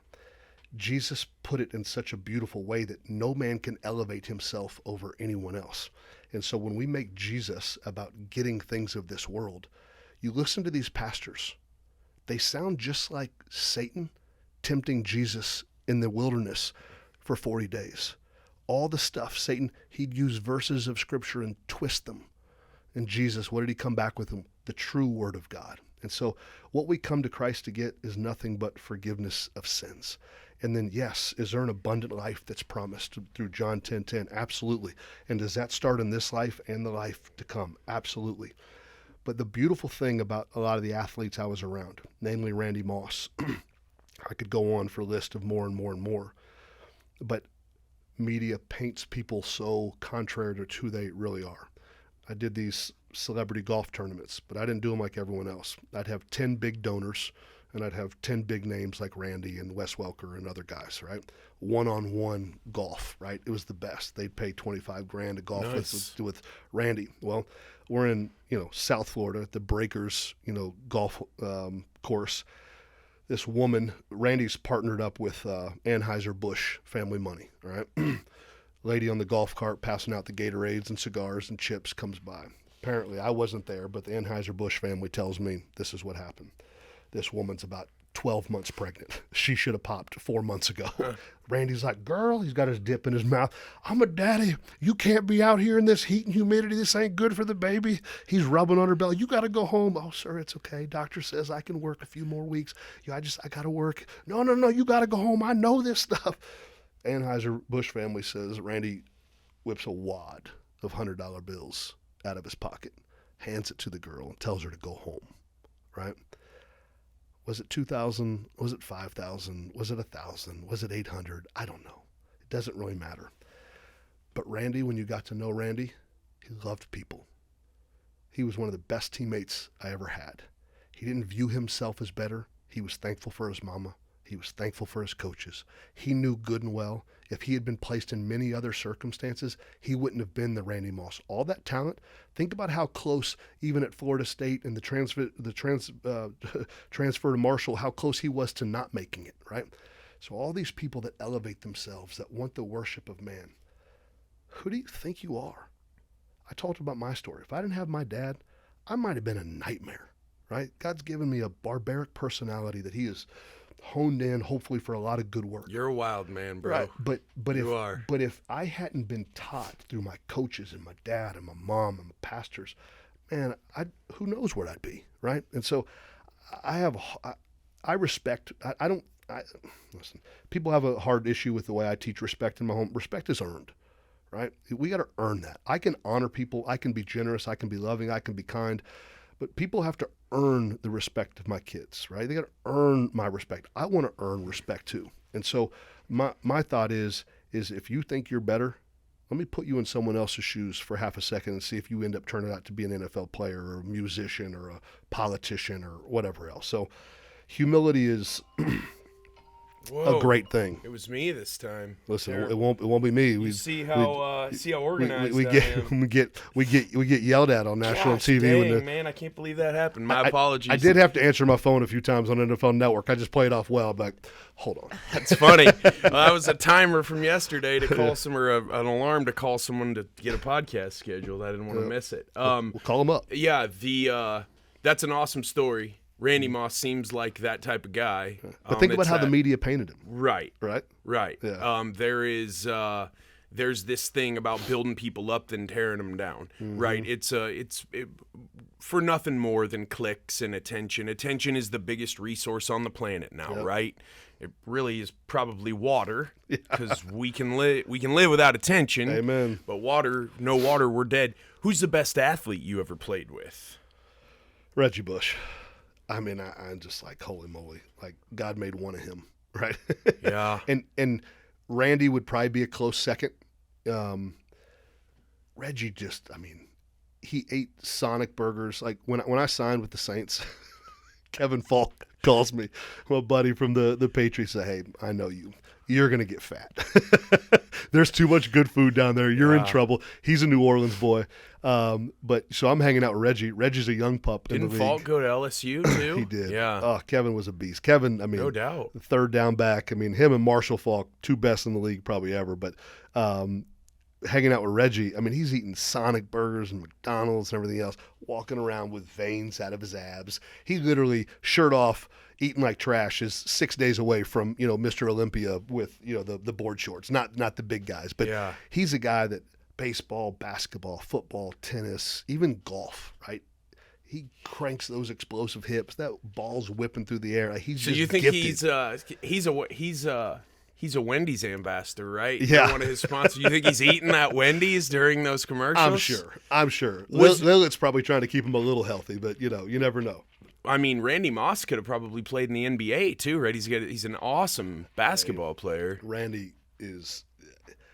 Nobody high-pointed the ball like that guy. And ever has either. That week 1, 2007, our year we went 18-1 and lost to the Giants in the Super Bowl. We're playing the Giants in the Meadowlands. Ridiculous catch. I mean, it's this last touchdown of the game, and Tommy just rears back and launches this ball. And I'm on the sideline where most fullbacks are. And so I'm like, oh, man. Randy, he looks, puts his head back on the field, and you say, yeah. Boom. Outran, split the safeties, left the corner in the dust. We were like, yeah, I've never seen anything like that before. And then it was just game after game after game, practice after practice after practice, just human highlight reel. Was a lot of that natural, or do a lot of people downplay these natural athletes, how hard they actually work on top of the natural talent? He is a hard worker. When he got to New England, we all form opinions about people just subconsciously, just because of media, and you kind of get to know people in passing in the games and stuff. But we had no idea. I think Bill obviously did, and probably meeting with him before he brought him there, but we had no idea how brilliant Randy was. Randy's in team meetings with the offense, coaching things up. And, hey, Tommy, I know you see it this way, but, hey, if I bend this safety here, and then we can bait Ed Reed here, and then this is what he's always doing, and we know Ray and Derek Brooks. He's the mental cues of, like, what these other Hall of Famers are thinking from all his years of experience. Watching Brady and Brady and Randy and Bill and all these guys start collecting their thoughts, and then to watch kind of Wes Welker really grow into the mental genius that he was, man, it was like our meeting rooms, they're nothing like them, And so everyone on that team, to even get the offense, you had to be a separated level of football IQ. But Brady and Randy and Wes and a few others, I mean, just sheer genius. When you were young, did you play both ways, linebacker and in the backfield? And my junior year, we had 17 guys on varsity football. I never came off the field. So, did you like the defensive side more? Or did you prefer the ball in your hand? No, I loved linebacker. I love hitting people. But I loved running back. Yeah. And so when Florida State comes to you and says, not getting in our backfield, remember, I mean, we're the same age. You remember Florida State. Remember Dan Kendra? Absolutely. Remember leg press? Number 10. 3,000 pounds. Yoked up quarterback. Yep. Yeah. Bursting vessels in. Remember that Sports Illustrated article coming out of Pennsylvania? He was nuts. Well, I mean, I wore 10 in high school because of Derek Brooks. I bled garnet and gold. Man. Were you pissed when they said no? Oh, man. So, before I get in a fight, I'm the type of guy that gets, crying mad, and then I'm going to fight you. Right. So, we're sitting in our family room. Mark Rick tells us. I tear up. I barge out. We had a weight room at the house. And so, my dad basically just told Mark Rick, yeah, you just made the biggest mistake ever. And so, did you want to go somewhere in conference, though, so you could shove it right? Or did Auburn just blow your socks off you just couldn't turn away? I always had a mindset. I'm like, I want to make them regret it. And Bobby Bowden, years later, I think it was probably about my maybe 6th or 7th year in the league, I heard him make a comment that, I was one of the biggest recruiting mistakes that he'd ever made. And so that meant a lot to me. But I don't think I was thinking ACC. I just was like, I'm going to make them live to regret this, right? And so I literally went out to our weight room, and I'm out there. I don't know what I was doing. I was probably on the leg press or squatting or lunging or something. But, I went to Auburn, and the rest was history. What do most people not understand about how violent the high-level D1 game of football and then the NFL, how violent those collisions are? It's those punk DBs that hurt the most. Yeah. So the big boys, most times, so if I hit a D lineman, there might have been 4 or 5 yards of space between me and the fullback position, right? So obviously, if you got 290 going on 250 or 260, that's a headache. Those linebackers, when I played, most of them were going to average 240 to 250, still really fast, a lot of thump. So maybe 7 or 8 yards of speed contact, ISO blocks, those suckers hurt. But it was always those, I'm catching the ball in the flats, or, I'm somehow get on a safety, and they're coming from 12, 13 yards away, and it's Rodney Harrison that's 226 pounds, and just hits you with all that speed and all that power, because it's that speed that creates really the force. And so in those, it's funny, like those small, narrow, hard, just rocked up DB bodies, between thigh bruises and hip bruises and cracked ribs, it was always the punk little guys. What's the worst injury you've ever had playing ball? ACL, which was a hard one, So is that the one that took you out of the Super Bowl year in 2009, right? So I'm having my best year as an NFL pro. Just made mid-season All-Pro from Peter King and all the other writers, and we're down in Miami and just popped my ACL. But all in all, 10 years in the NFL, that was really my only injury. I broke my ankle my freshman year against LSU, got back in 6 weeks, played against Georgia and Alabama. I was truly blessed to play 13 years of SEC and NFL ball. To have 2 injuries, that was pretty amazing. It was a good run. Do you attribute that a lot to your strength and conditioning and your focus on nutrition? Well, for sure, but our bodies are so crazy made. If we're not out drinking and drugging, and we're eating well and sleeping well and hydrating well, we kind of just recover from everything, right? And people will say, "Oh, our bodies aren't meant to do that." I can't argue with you. I don't know what our bodies are fully meant to do. I just know our elite level athletes. I think about like the Rich Froning, right? These guys, people not CrossFit, but the mental toughness of those elites, I'm not talking about like our backyard gyms and stuff, but like those elites are some of the baddest dudes in the world. The mental toughness, the emotional toughness. You're not supposed to be power snatching and power cleaning 355 pounds after running 15 miles and swimming this and lifting this, and that stuff's crazy. But those guys are meticulous about taking care of their body. And for me, never drank, never smoked, never done drugs, just always eating a lot. You never always drank? Hydrated. One time with my ex-wife, she's like, "Oh, you'd be a sloppy drunk." We were in New York for her birthday or something like that. And she, I think it was like 7 shots of vodka. It did nothing to me. And I'm like, I was just mad because I wasted a whole bunch of money. I'm a cheapie. I'm like, what the heck? I was mad. Man, some of those after parties in the SEC though. Man, Were you just so laser focused? I was on babysitting duty. I'm just trying to keep half my teammates out of jail. Sure.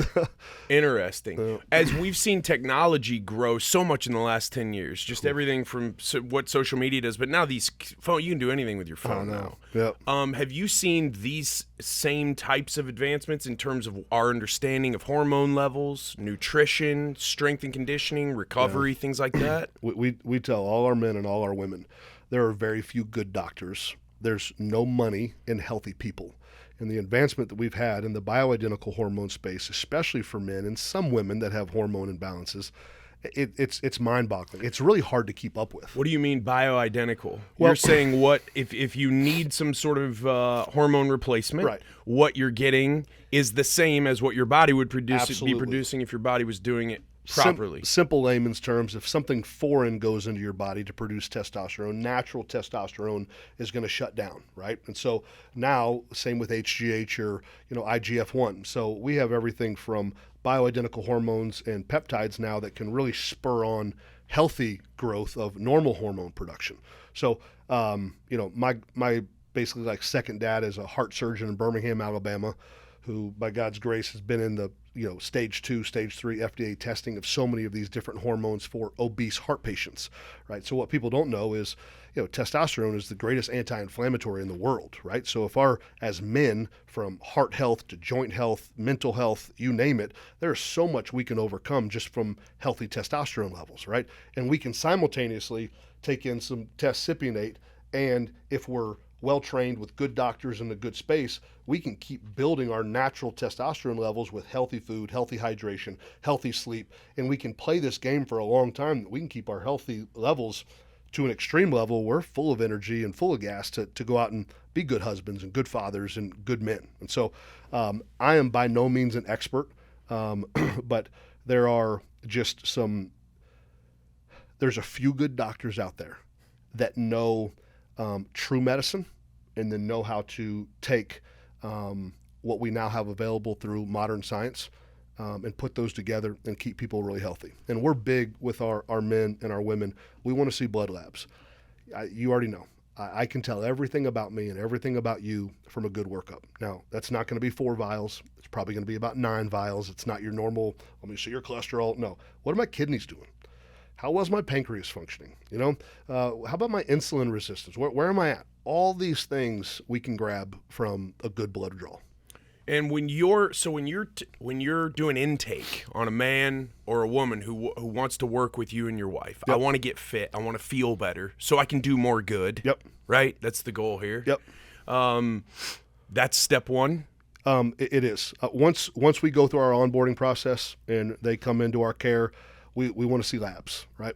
Some of our women, we have lower price point options that, we don't require that. Women's bodies are a little tougher to get burning fat, but they're much easier in a lot of ways, in the sense, we have so many of our women come to us. Oh, we have PCOS, we have XYZ, we have all these different things. Most of the time, they just eat really bad. They're chronically dehydrated. Most of our women, surprise, surprise, even if they're 400 pounds or even 20 pounds overweight, they don't eat enough. Our main push is food is medicine, and more food is most often better than less food. Most weight loss companies want to strip food out. We want to, calorically deplete, which is necessary at times. But most overweight people, 5 days a week, are going to undereat. And then 2 days a week, they're going to extremely overeat. So their metabolism's sitting there looking at them like this. Screw you. I ain't burning no fat. I'm not doing nothing for you because you're not feeding me consistently. So we have 5 pillars. We're going to get, hopefully their heart's fixed on, Lord, I need some help to do this. We're going to get them hydrated. We're going to get them sleeping more. We're going to discipline them at night to get their sleep intact. If there's a magic pill to weight loss, it's good sleep. Well, if you're not hydrated, you're not going to sleep deep, right? If your soul is not at rest and you're full of stress and you're full of depression and bitterness and angerness, and because you're just trying to do life on your own, and you don't have the Lord's help you are not going to sleep well. You might lay down for 8 hours, but you're going to sleep 2 hours, right? Movement. Most of our women overwork out, right? They're just terrorizing and traumatizing their bodies. The last one is their macros. Food is matter-of-factly important, but you have a lot of women that can eat really, really good and consistent amount of calories and stuff, but if they're overtraining, they're just killing their bodies, and their body's not going to let them lose weight. If they're not sleeping, they're going to be losing a half pound a week when they should be losing 2.5 pounds a week. We want to get women in a lifestyle, and our men in a lifestyle of health. If we can master these 5 principles, put the Lord first. Get your water, get your sleep. Let's move the right amount for your workload. We got moms that got 4 kids and they're homeschooling and they've got crazy busy husbands and PT, all these other stuff, right? Well, they can't work out 6 days a week, right? They might need to walk 3 days a week. Those are the things we help them do. Do you, when you're taking levels on, especially on women, are you helping women who might be a little bit older and are nervous about, hey, I want to have kids, Yeah. but we hear this term thrown around, geriatric pregnancies, things like that. Maybe they're perfectly healthy. Maybe they live a great lifestyle, but they're just, you can help those types of issues out too? We see so many women, right? And we see women that are 20 pounds overweight, and then we have women that we're fearful for their lives, because they're 250 pounds overweight. Chrissy was 150, right? Very, very unhealthy. She has now kept it off for 8+ years and has established a very healthy lifestyle. We're not doctors, but we go to the doctors that we know and trust, that are willing to look at all of modern medicine, that know food is medicine, that know, hey, we're not cramming pills and peptides and different hormones down their throats first. No. What is food and rest and water and the right amount of workout in these first few months? Let's get this body healing naturally, and then let's diagnose, okay, what do you need from here? Everyone's so quick to throw pills and to throw shots and to throw different things. God made our bodies freaking awesome. Like, I played in the NFL for 10 years, like train wreck after train wreck. Right. Like, I'm healthy as a horse. And so we want to do as much as we can naturally, but that blood draw tells us a lot of information.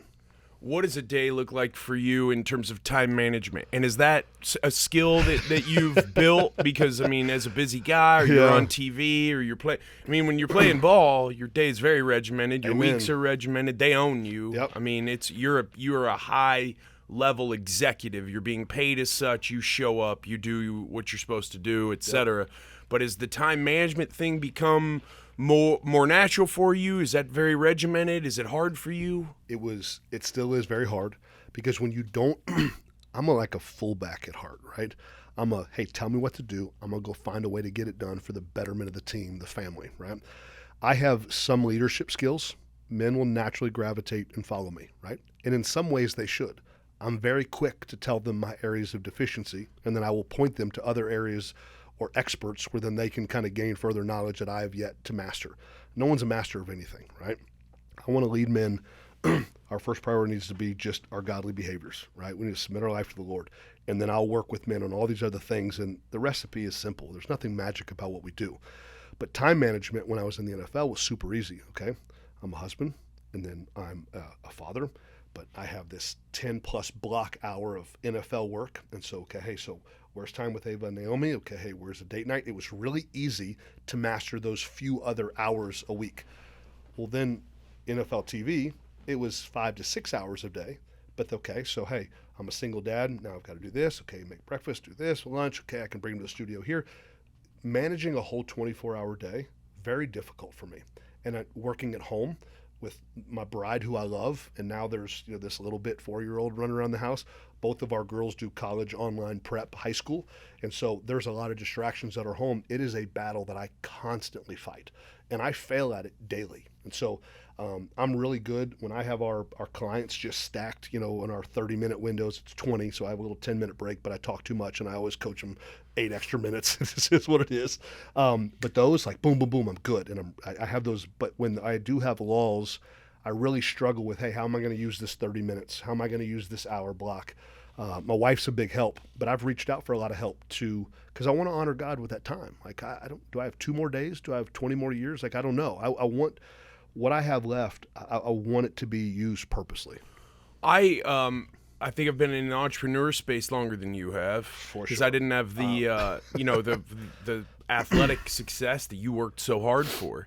And I've found that what's helped me is I have wolf at the door, on fire, got to take care of it right now. I have stuff on the back burner. Like, I really want to get to that, but that's not going to pay any bills anytime soon. But it is like, I've got a vision for that. And then I got middle burner stuff. Yeah. And I know back burner is, okay, if I got 2 hours of extra, I'm going to go attack that for 2 hours. But then this middle burner, like, the deadline is coming, but it's not as bad as what's right at the door. And so in my notes on my iPhone, I just have these lists. Yeah. So if I have a 30 minutes that's out of nowhere, like a blessing. Now, sometimes I will do something for myself, like go for a walk or work out or whatever. So I'm starting to get way into meditating as well. But that's helped me a ton, keeping an actual list, so that if time does present itself, if it's not right on my mind, I'm like, okay, what was that one thing I thought of? And I'm a big time list guy. Usually, actually, I've got lists written on my hands. I don't know if your dad ever did that as a contractor. You're always literally paranoid that something's fallen through the cracks somewhere on a job. Yeah. So it's a real challenge. But is the entrepreneurship space, was it something that, I mean, that wasn't really in your childhood, like that wasn't on your goal board. No. And listen, and we run our home very honestly. Chrissy's the entrepreneur, right? And she lets me lead her and love her well. But she runs the home, and she really runs me. And you talk about your front burner, mid burner, back burner, like the way my brain worked, that's like a multiple choice test. So when my sophomore year in high school, I had literally C's, D's, and F's in everything my freshman and sophomore year.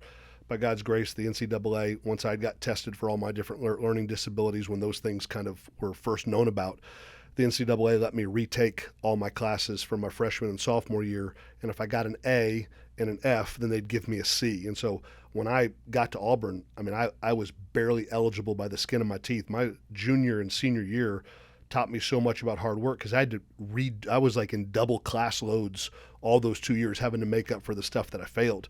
And so Chrissy really has to establish so many of those things for me, because if I was like, well, this is important, everything's important on my list. My list is 30 things deep right now.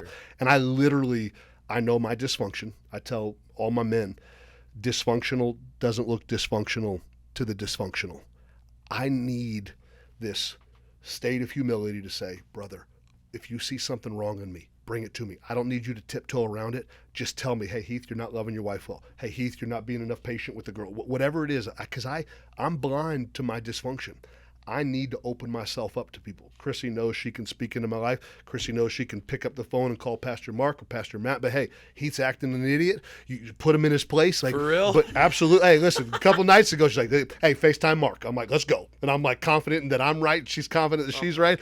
But I have opened myself. I want accountability and I want transparency. You're coachable. I want to raise my hand and say, I need help. And so you're never going to hear me say I'm an entrepreneur. Like I'm a leader. Yeah, I lead my family well by God's grace. I love my wife well by God's grace. I'm a good father, but those things have been taught, and I basically trust the word of the Lord. I try to do those things.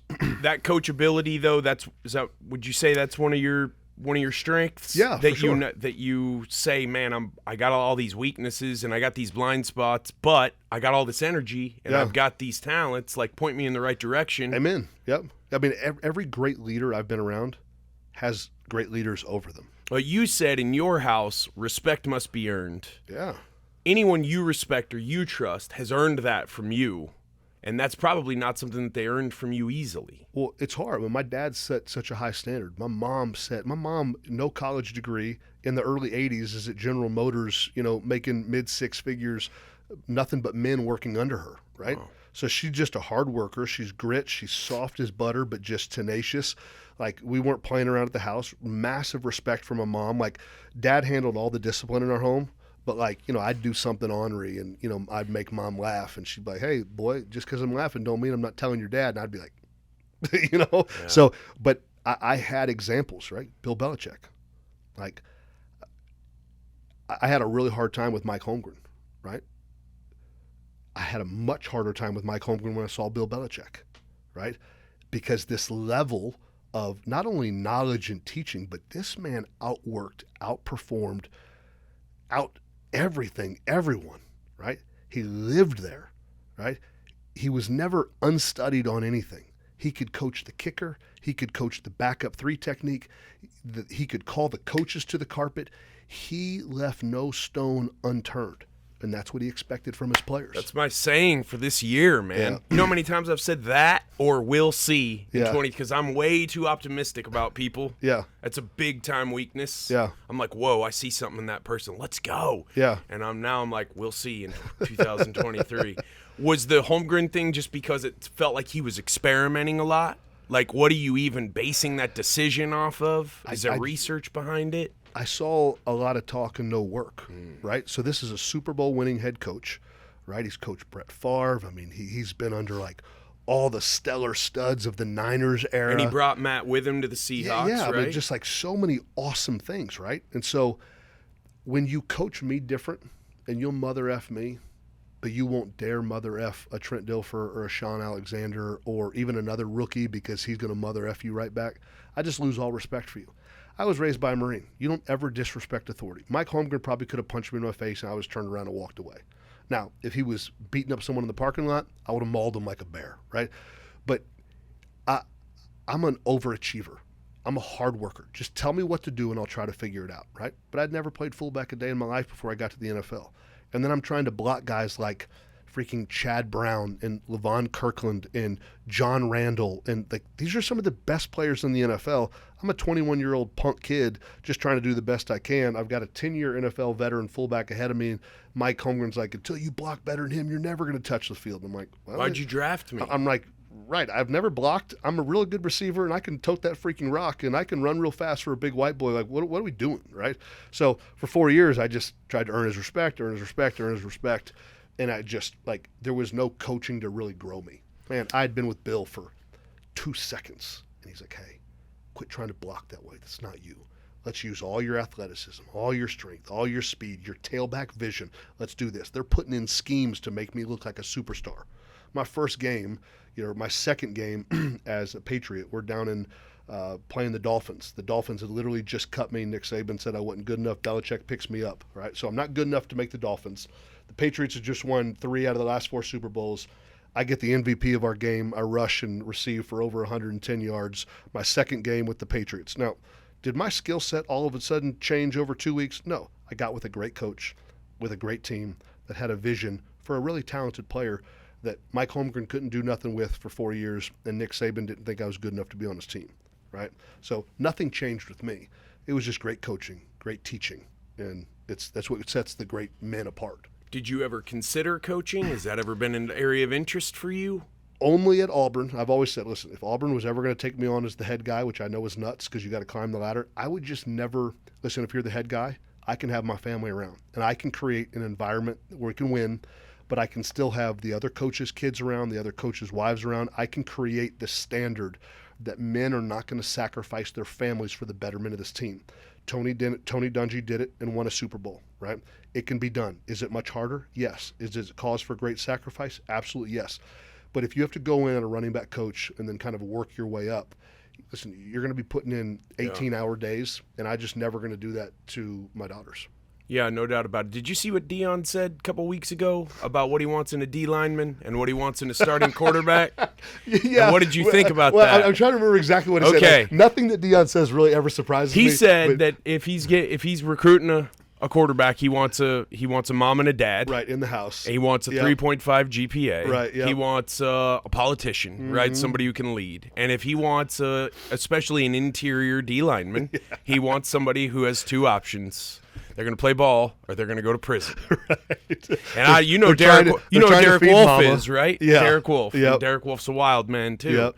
And he was on with Rogan talking about he killed that mountain lion. I mean, Derek Wolf he's out there. He's out there. Yep. He's a good radio show host. Is he really? Yeah, he is. That's awesome. He's very good. He was a good D lineman. He was takes ornery. a lot of Adderall, he says. He mixes Adderall with psilocybin. What the heck is psilocybin? Psilocybin is like psychedelics, magic mushrooms. No. Well, it does open your mind. That's it's a area of great interest to me. Yeah. I'm actually going to a retreat this weekend, but I don't know. What do you think? Yes, Deion is a talker. Deion is Deion. He leads well. I posted a video just a couple weeks ago on my Instagram.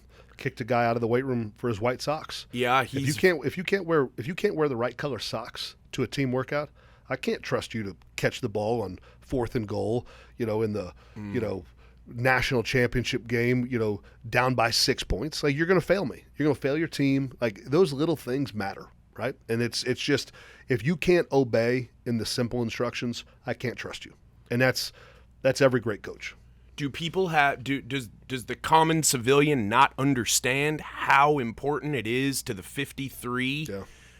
How you carry yourself and how the man to your right and the man to your left and the man in front of you and the man behind you means so much to you guys? Not a clue. Well, because they've listen, you can't understand where you've never been, right? I can't teach. We talked about earlier in the show, like, I can't get in a pit with someone if I haven't been in that pit. Now, I can try to be understanding. I can be loving and kind and gracious. But listen, when you're 38, flat on your back, just got humiliated in front of the world, publicly shamed, all those things. Like, I have experiences now that I can love and comfort many a dude that's hurting in different ways. If you haven't been, it's hard because even high school players, the weight and the pressure just grows, right? So the weight, I always said that the Patriots was the most stressful place to play and the most peaceful place to play. Bill would apply so much pressure. The weight was unbearable at times, but you always knew what was expected.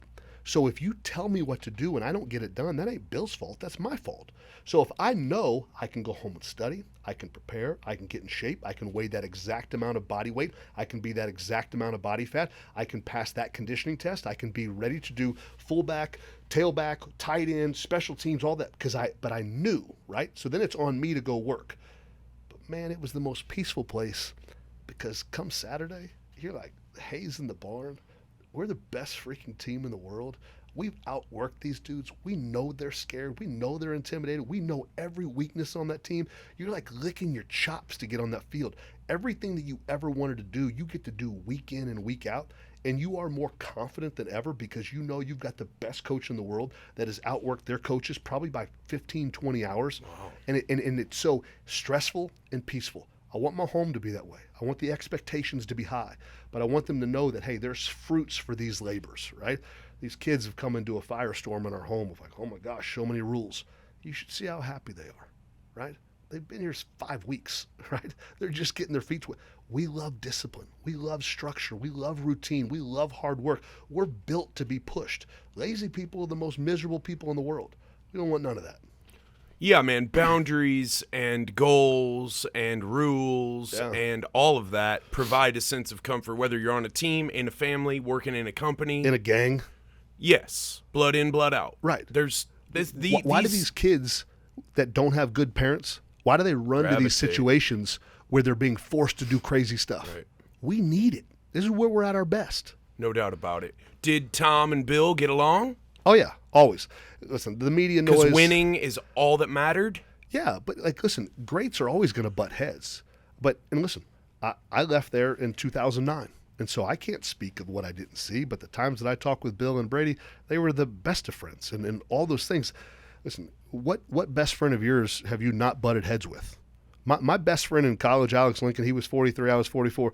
We'd fight all the time. And then all the brothers would be laughing at us because then we're just arms over each other, just skipping down the street, going to freaking Sonic Burger, right? You know, like that's what men do, right? You get over, like, we're going to disagree. Let's duke it out. Let's figure it out, make the team better because of it, and then let's move on. When people talk about how important culture is, because we're equating teams and families and businesses and all of that here, when you're in a culture that's directionless or where you don't see an example or where you're drafted to do something that you've never done or where experiments are none of it makes sense. And you compare that to the culture with probably, the GOAT and then the head coaching GOAT. I mean, right? This is common knowledge. No one is debating those facts. Not a chance. Or was it just night and day walking through those doors? And I don't mean this to be belittling, but it's like death and life to a true competitor. Right?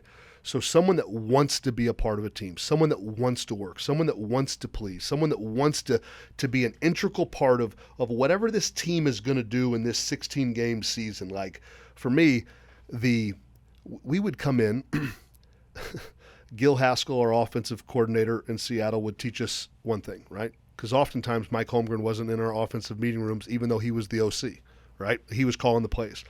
So then we get in a running back room, and Stump Mitchell, who was one of the best running back coaches I ever had, played the league a long time, beast. He's like, hey, listen, I know Gil taught it this way, but I think Mike probably going to want it this way. Well, I'm 22. I'm like, oh, frick, okay, I got the OC tell me this, and then head coach this, and then I'm kind of paranoid, and I'm already under his fire from the head coach, and I go out to practice. I run a route wrong, right? Well, am I going to throw my OC under the bus, or am I going to throw Stump under the bus? What am I going to do? So I was going to sit there and take it, right? And then the one time I go try to talk to Mike, he just completely just pushes me away and belittles anything that I had to say. He didn't really care about the team, and that was evident. But then you get to New England, and, like, your voice is heard, and you earn respect, and you're, like, growing in this, like, this grace with Bill more and more and more and more, and you can see he's testing you and testing you and testing you, and then it's like all of a sudden, and it was in 2006, so I'd been there, a year and a half at this point, and it's like, and I don't even know what it was, but a light bulb was like, Bill, trust me. And then he just knew. He'd come to me midweeks, hey, you're not going to get one practice rep on this, but I need you to be ready for this, this, and this, and this, because this is what we're going to morph to if something else happens, right? He trusted me. He knew I'd be ready, be studied up, and numerous times we'd shift mid-stride in the middle of a game. I'd go out there and perform at a high level. Not because I'm great, but because my running back coach, Ivan Fears, had me prepared. Bill had set my mindset for what's expected. I knew I could rely on Tommy. I knew I could rely on my O-line. I knew it was just everyone did their job, right? That's the greatest thing in the world for any team.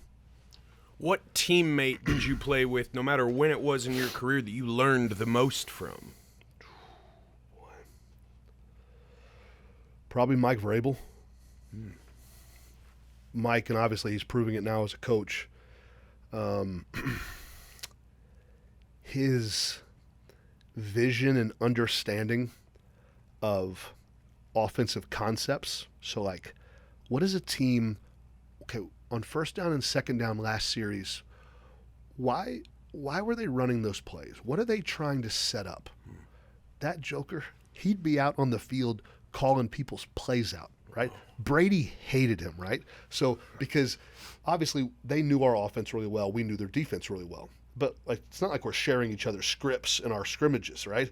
Man, Brady gets so mad. There'd be times where Brady wouldn't even try to hit an open receiver. He'd just wing the ball at Vrabel or Rodney Harrison as hard as he possibly could because they're calling out plays, calling out formations. Like, he just studied, right? And so now you see it as a coach. He's managing O-line, D-line, linebackers, wide receivers, special teams. And he's not like Bill, he's like Mike. But so much of those mental characteristics that he learned from Bill, he just had that natural mental ability to grab himself. But he's just a genius. I mean, like, as every ball player, you're processing all types of information, right? I'm walking around, okay, where's my 11 defenders? What defensive front? Where's my linebacker spacing? You know, what's our down and distance? Where's my safeties? Okay, oh, we got 3 corners. We got 2 safeties, okay. Oh, Derek Brooks, okay. Like, you're thinking about all this stuff. Vrab's ability to kind of process, okay, 3 by 1, 3rd and 2. We're in the third quarter. Like, he was on another level. It was a nightmare mentally. Makes sense why he's head coach in the NFL. Yeah. Yeah. And having a lot of success. Yeah. And is almost a lot of credit goes to him for the resurgence of Derrick Henry's career. Yeah. Too. Well, the Titans as a whole. I mean, it's kind of with Jeff Fisher, they had some bright spots early on, but they just kind of sputtered and then had some different coaches come in, and they play football the right way there. Other than Reggie Bush, who was the best halfback, running back that you ever played with? Oh, yeah. Sean Alexander. Okay. I mean, Reggie's the best athlete, but Corey Dillon, Sean Alexander, even Ricky Waters, my rookie year. Remember Ricky Waters talking about how what pissed him off the most about Holmgren was no cutoff shirts in the cafeteria. Ricky's Ricky. Ricky is awesome. You want to hear a crazy story about Yes. Ricky? So my first NFL game, we fly to Cleveland to play the Browns. Of course we win because it's the Browns. On the way back, Ricky's walking the aisle, all right? He said, hey, who's got money? Who's got anything? He had lost all his cash gambling in the back. He had lost his Rolex. Brother, he had 2 Sea-Doos. He lived on Lake Washington there in Seattle. Nice. He had 2 Sea-Doos that hadn't even been put in the water yet that he just bought. He had lost those.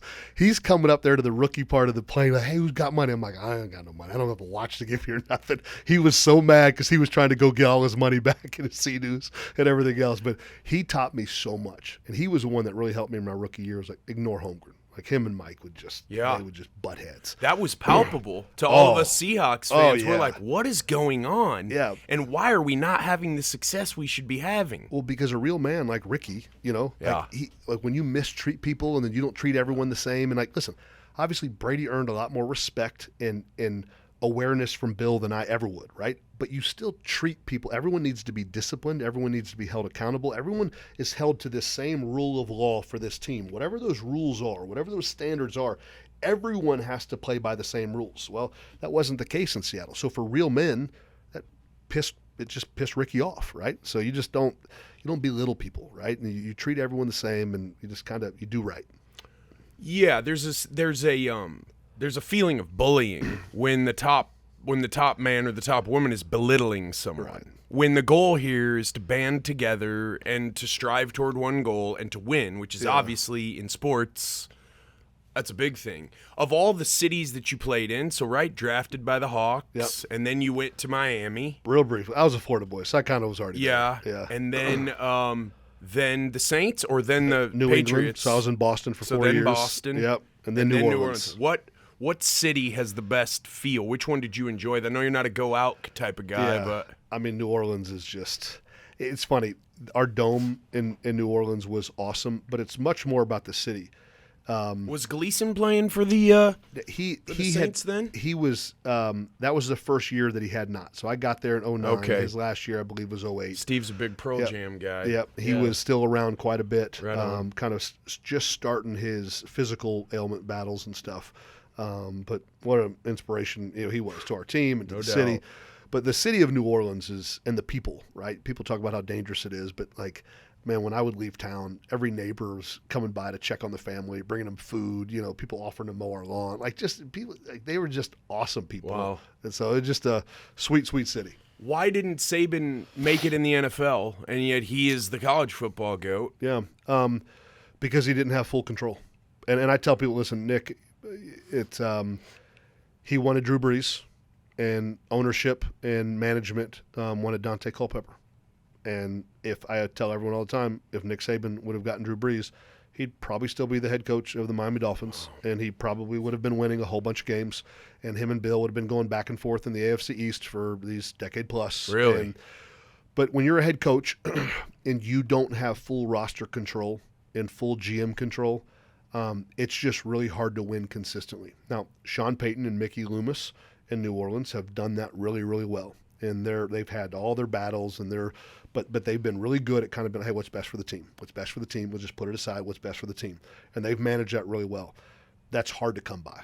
And so, I would always tell any gifted coach, don't take a job, at SEC level or NFL level unless you have full control. Because at the SEC, if you're going to have board members pushing in, hey, you got to recruit X amount in Alabama, and you got to do this, and you got to do that. Fire Brian Harsin. Don't do it. Don't touch it. You know what I mean? So, but like Brian never should have been hired at Auburn, right? Why is Brian at Auburn? That was a weird fit. Like he should have gone West Coast if he's going somewhere. Even when we hired Gus Malzahn, right? Gus was fourth on our Arkansas list. Guy, yeah. Right? And so like Auburn has developed this reputation. Like Tommy Tuberville is the winningest coach in a decade period of time in the history of football. Why you get rid of Tommy Tuberville? So if you got some beast like a Kirby Smart or some other guy going like, Tubbs just came in here and went undefeated and had a whole bunch of solid 10-year seasons, and they fired him. Something's up here. And so even when Gus got that job, he was the fourth guy they offered that job to, right? So because of Cam, right, they had that 1 year under Gene Chizik when he was the OC. But listen, it is what it is, right? Would you have supported a decision to keep Cadillac at head coach when he was in there as interim, or do you think there was not maybe the experience there? Yeah. No, listen, there is. I love Cadillac. I mean, great energy. Bo Jackson might, obviously Bo's Bo, but Cadillac was a monster, right? Yeah. And we've never, and I say we because that's NFL included, we've never seen a 205, 210-pound back do what he did in the SEC or really in the NFL. I mean, he was just – his body just kind of gave out on him, right? He ran like he was 235. Yeah. And so there's just in the SEC, you got to be able to raise a lot of money, right? You got to be able to speak to a lot of people. There's a lot of different hats you have to wear. And so I've kind of always had a plan of what it would be like to be the best Auburn head coach, right? And you really need a father figure at the top that's just really good at raising money and really good at keeping an OC and a DC and a special teams coordinator in check, right? Give these guys full run. You need to recruit better than Nick Saban, which is hard to do. You need a whole recruiting staff, which, Auburn just does things different. Saban's kind of given people a blueprint on how to do things really successful. And Georgia's copying it and winning. That's right. And so it's hard to win without the best players, but best players still need the best coaches. And that's what Alabama and that's what Georgia have really solidified. Because I would even argue Clemson just had far superior talent in a lot of ways. I mean, they were so fast and so speedy, really all over. I don't think they were all that well coached. I love Bobo. But what's his name? Debo. Yeah, whatever his name is. Not Debo. No, it's What is it? It's not Debo Samuel. It's what is his freaking name, man? A little white dude. I don't know. Yeah, with the floppy hair. Yeah.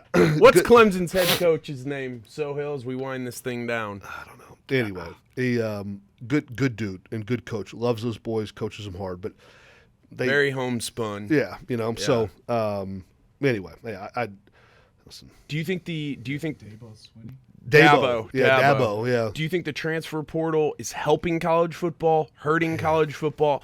More importantly, do you think it's helping these players or hurting these players? Because when I ask like Sean Oakman that or Justin Forsett, they're like, man, you commit to the team. You got to put your time in, man. That's part of it, right? You got to earn the respect and the trust, right? Well, and now you can just punch eject. I think it's hurting manhood as a whole. Right? The transfer portal is, yeah. My freshman year, went to Auburn under Bowden, had a great freshman year. Broke my ankle, still played in 5 games, had all kinds of all SEC stuff, whatever. Bowden gets fired. Tupperville comes in. I ride the bench for the first 7 weeks of my sophomore season. You're going to transfer. You can do this. You should be playing. He's screwing you. I never once thought about transferring. My mindset, raised in me from a little boy, was if you're good enough, you're always going to find a way. And if I'm not, then I wasn't good enough to play somewhere else. So we just pushed it out. By the end of the season, I was a starting tailback. Then we recruit Rudy Johnson, so I kind of get pushed down again for my junior year.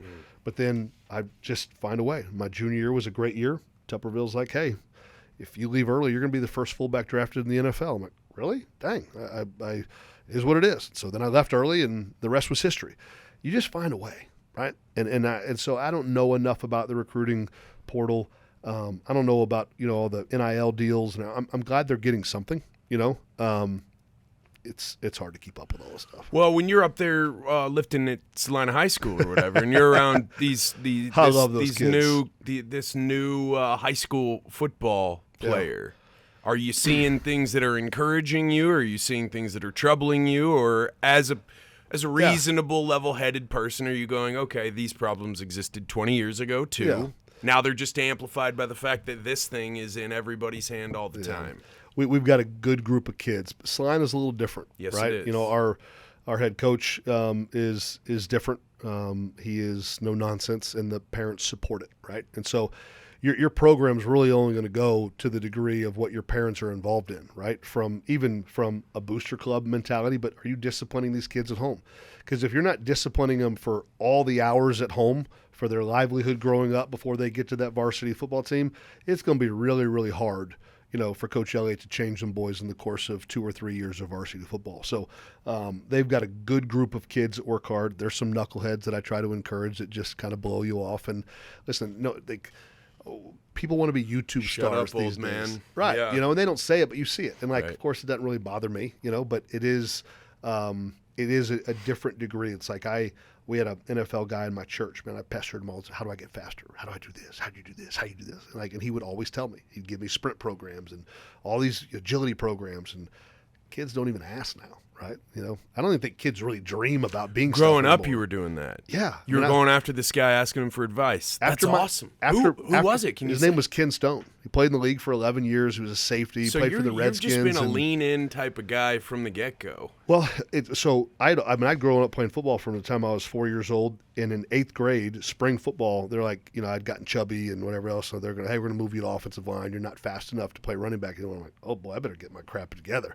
So I asked my dad. My dad was really good at getting me strong, but he's like, I don't really know how to help you get faster. But hey, Ken Stone at church, he played in the league for 11 years. Go ask him how to get faster. Well, he gave me a long distance program, a sprint program, and an agility program. I did that 5 days a week for the whole summer. I lost. It's funny. I think I kind of went through kind of full puberty maybe in that summer because I didn't really get any taller. I just shredded down, took about 0.3 of a second off my 40 time, and then I went back into my freshman year, and I was only on JV football for 3 weeks before they moved me to varsity as starting tailback. So I went from going to have to play O-line on JV to being the starting tailback on varsity as a freshman in a summer. Hey, that's one way to do it. Hey, guys, I'm too small to play offensive lineman. But what's the misnomer about offensive? A lot of people think offensive linemen aren't that great athletes. Like I think the everyday walking around civilian looks at a football field, watches the Super Bowl. It might be the only game they watch. Look, fat guys, this isn't a real sport. And you're like, I don't know if you know, but those dudes are bad. Yeah. Well, and if you're going to talk about just cerebral or IQ, obviously your quarterbacks need to be the smartest people on the team.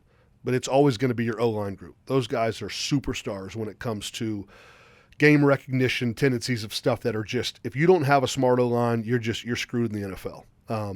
But a lot of these guys are 330-pound dancing bears, right? They're not fat anymore. No. They're phenomenally conditioned. They can fast hands. outrun. It's funny, when I was we'd always do these 7-on-7 tournaments in South Florida, and these high school players, I run a 4.3. I'm like, oh, that's funny. I must have ran, about 4.48 or so. You want to race? I dust him by like 5 yards. I'm like, boy, you run a 4.9. You're high school coach. You don't know what you're talking about, right?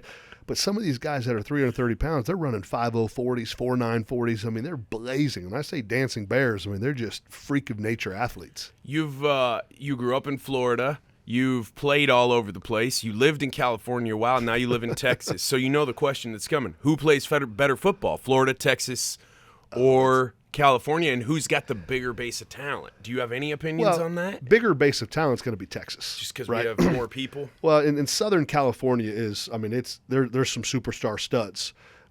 If you're looking for speed, you're going to go to Florida, right? If you're looking for O-line, D-line, probably come to Texas, right? And then California has a decent mixture of both. But what's funny is the state that everyone just kind of leaves out, or two. Like if you were going to kind of build a football team out of a state, I'm going to South Carolina or Louisiana. Okay. And those two states are so rich with all the talent you need, from speed, big boy power, you name it. They're just small states. So the number of talent every year, they just get, like, listen, everyone from South Florida, don't think they're not going to Louisiana. Don't think they're not going to South Carolina. They're going to South Georgia. They're trying to pluck all that talent, right? And so is Texas, and so is Southern California. Everyone's hitting up those two states hard. Are you engaged on Saturdays and Sundays game day anymore? Or in a nap in my spot on my couch. I'll turn on the Auburn game. I love good football. It's funny. I find myself, when Auburn's not good, they're hard to find on TV, right? Yeah. And so I'm too cheap to buy any of the special stuff. I don't blame you. I end up watching Alabama and Georgia and others. But I really appreciate well-coached teams, right? So when you watch Alabama, you watch Georgia, some of the old USC teams, that's the type of football I really enjoy. Could you, if you had been drafted by Pete in Seattle, do you think you would have been more successful up there? I think so. From what I haven't got to spend a lot of time around Pete, but I look what Pete did with Michael Robinson. Yes. Yeah, and just the way he builds things, right? But even Darrell Bevel, their OC, like Darrell's a brilliant guy. Like he's going to take pieces and make them work, right? And so this is just what great coaches do. Yeah, and they're saying the Seahawks are going to draft AR-15 at like 6 to be a quarterback. Anthony Richardson. I mean, that's a reach, man. I don't know. But they did that with Russ, and it worked. Well, it's funny. So, Russ was third round, right? Yeah. So Wisconsin. I had Russ at the Senior Bowl. That was my first year at NFL Network. And watching Russ lead at the Senior Bowl, he got there a couple days early, had the playbook mastered before practice even started. I'm like, okay, different type of guy. This dude's got something going for him. So, but yeah, no, Richardson, I saw some of the stuff at the Combine, which I've never been a Combine guy. Like it is what it is. We're running around in shorts and T-shirts. What was your Combine experience like? It was good. It was a little different, we were up early. I remember on our bench press day, we didn't get fed. We didn't get to warm up. We're in there like at 6:45 or 7 a.m. in the morning. I think I did 30 or 31 reps, but like they were testing you mentally for everything. That's back when the Giants had a test that was 500 questions. Yeah. And about every 20 questions, it was going to be pretty much the same question. They were just going to change just a little bit to see if you're actually reading it all. Most guys would just go like, I don't want to play for the Giants anyway. And they just go kind of Christmas tree it. There was a lot of mental, emotional pushing and pressing back then. They'd push you throughout the days. And, now, if you ask about someone's mama, they're going to sue you, right? So it's just We live in a dumb day and age. So final little group of questions in this very soft society that it just seems like it's getting softer and more politically correct and just it seems like the exceptional or the guys who are trying harder or the guys who are disciplined are more noticeable, right? Because I think that one of the greatest statement that you can make to other people or to your government or to your followers or to your employees or to your employer or maybe the standards that you set for yourself and hold for yourself. Where would you be without this game in your life if you hadn't been pointed in that direction as this little barbarian? Yeah. Where would you be without the game of football in your life, do you think? It would literally just be sheer speculation, right? Because obviously then TV wouldn't have come, right? If we got you in that MMA. Right. Maybe, right? You know, which really wrestling kind of started then, but we didn't, like in Florida, we didn't know about. I didn't even have wrestling at my high school. That's small crazy. Private school. So where it would be sheer speculation. But I just know this. Like IQ, when, to get in my high school, you had to do all this testing. So my IQ was really high. But I struggled on all of these standardized testing, and I struggled with multiple choice. And so I got essay test and verbal test, and then I was able to do really well. But like without football affording me the opportunity, like I wouldn't have gotten into colleges without football, right? And so then like, am I building houses with my dad? Sure. But I don't really have my dad's kind of entrepreneurial structure and stuff because he's not ADD. He is meticulous. He's locked in.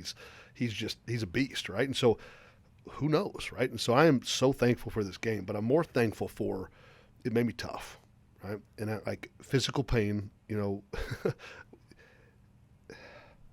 there's something about a man being able to take his mind through something that's really physically or emotionally tough, compartmentalize it, not to sweep it under the rug, but to put it where it belongs for a time until it's in a healthy place to deal with it, right?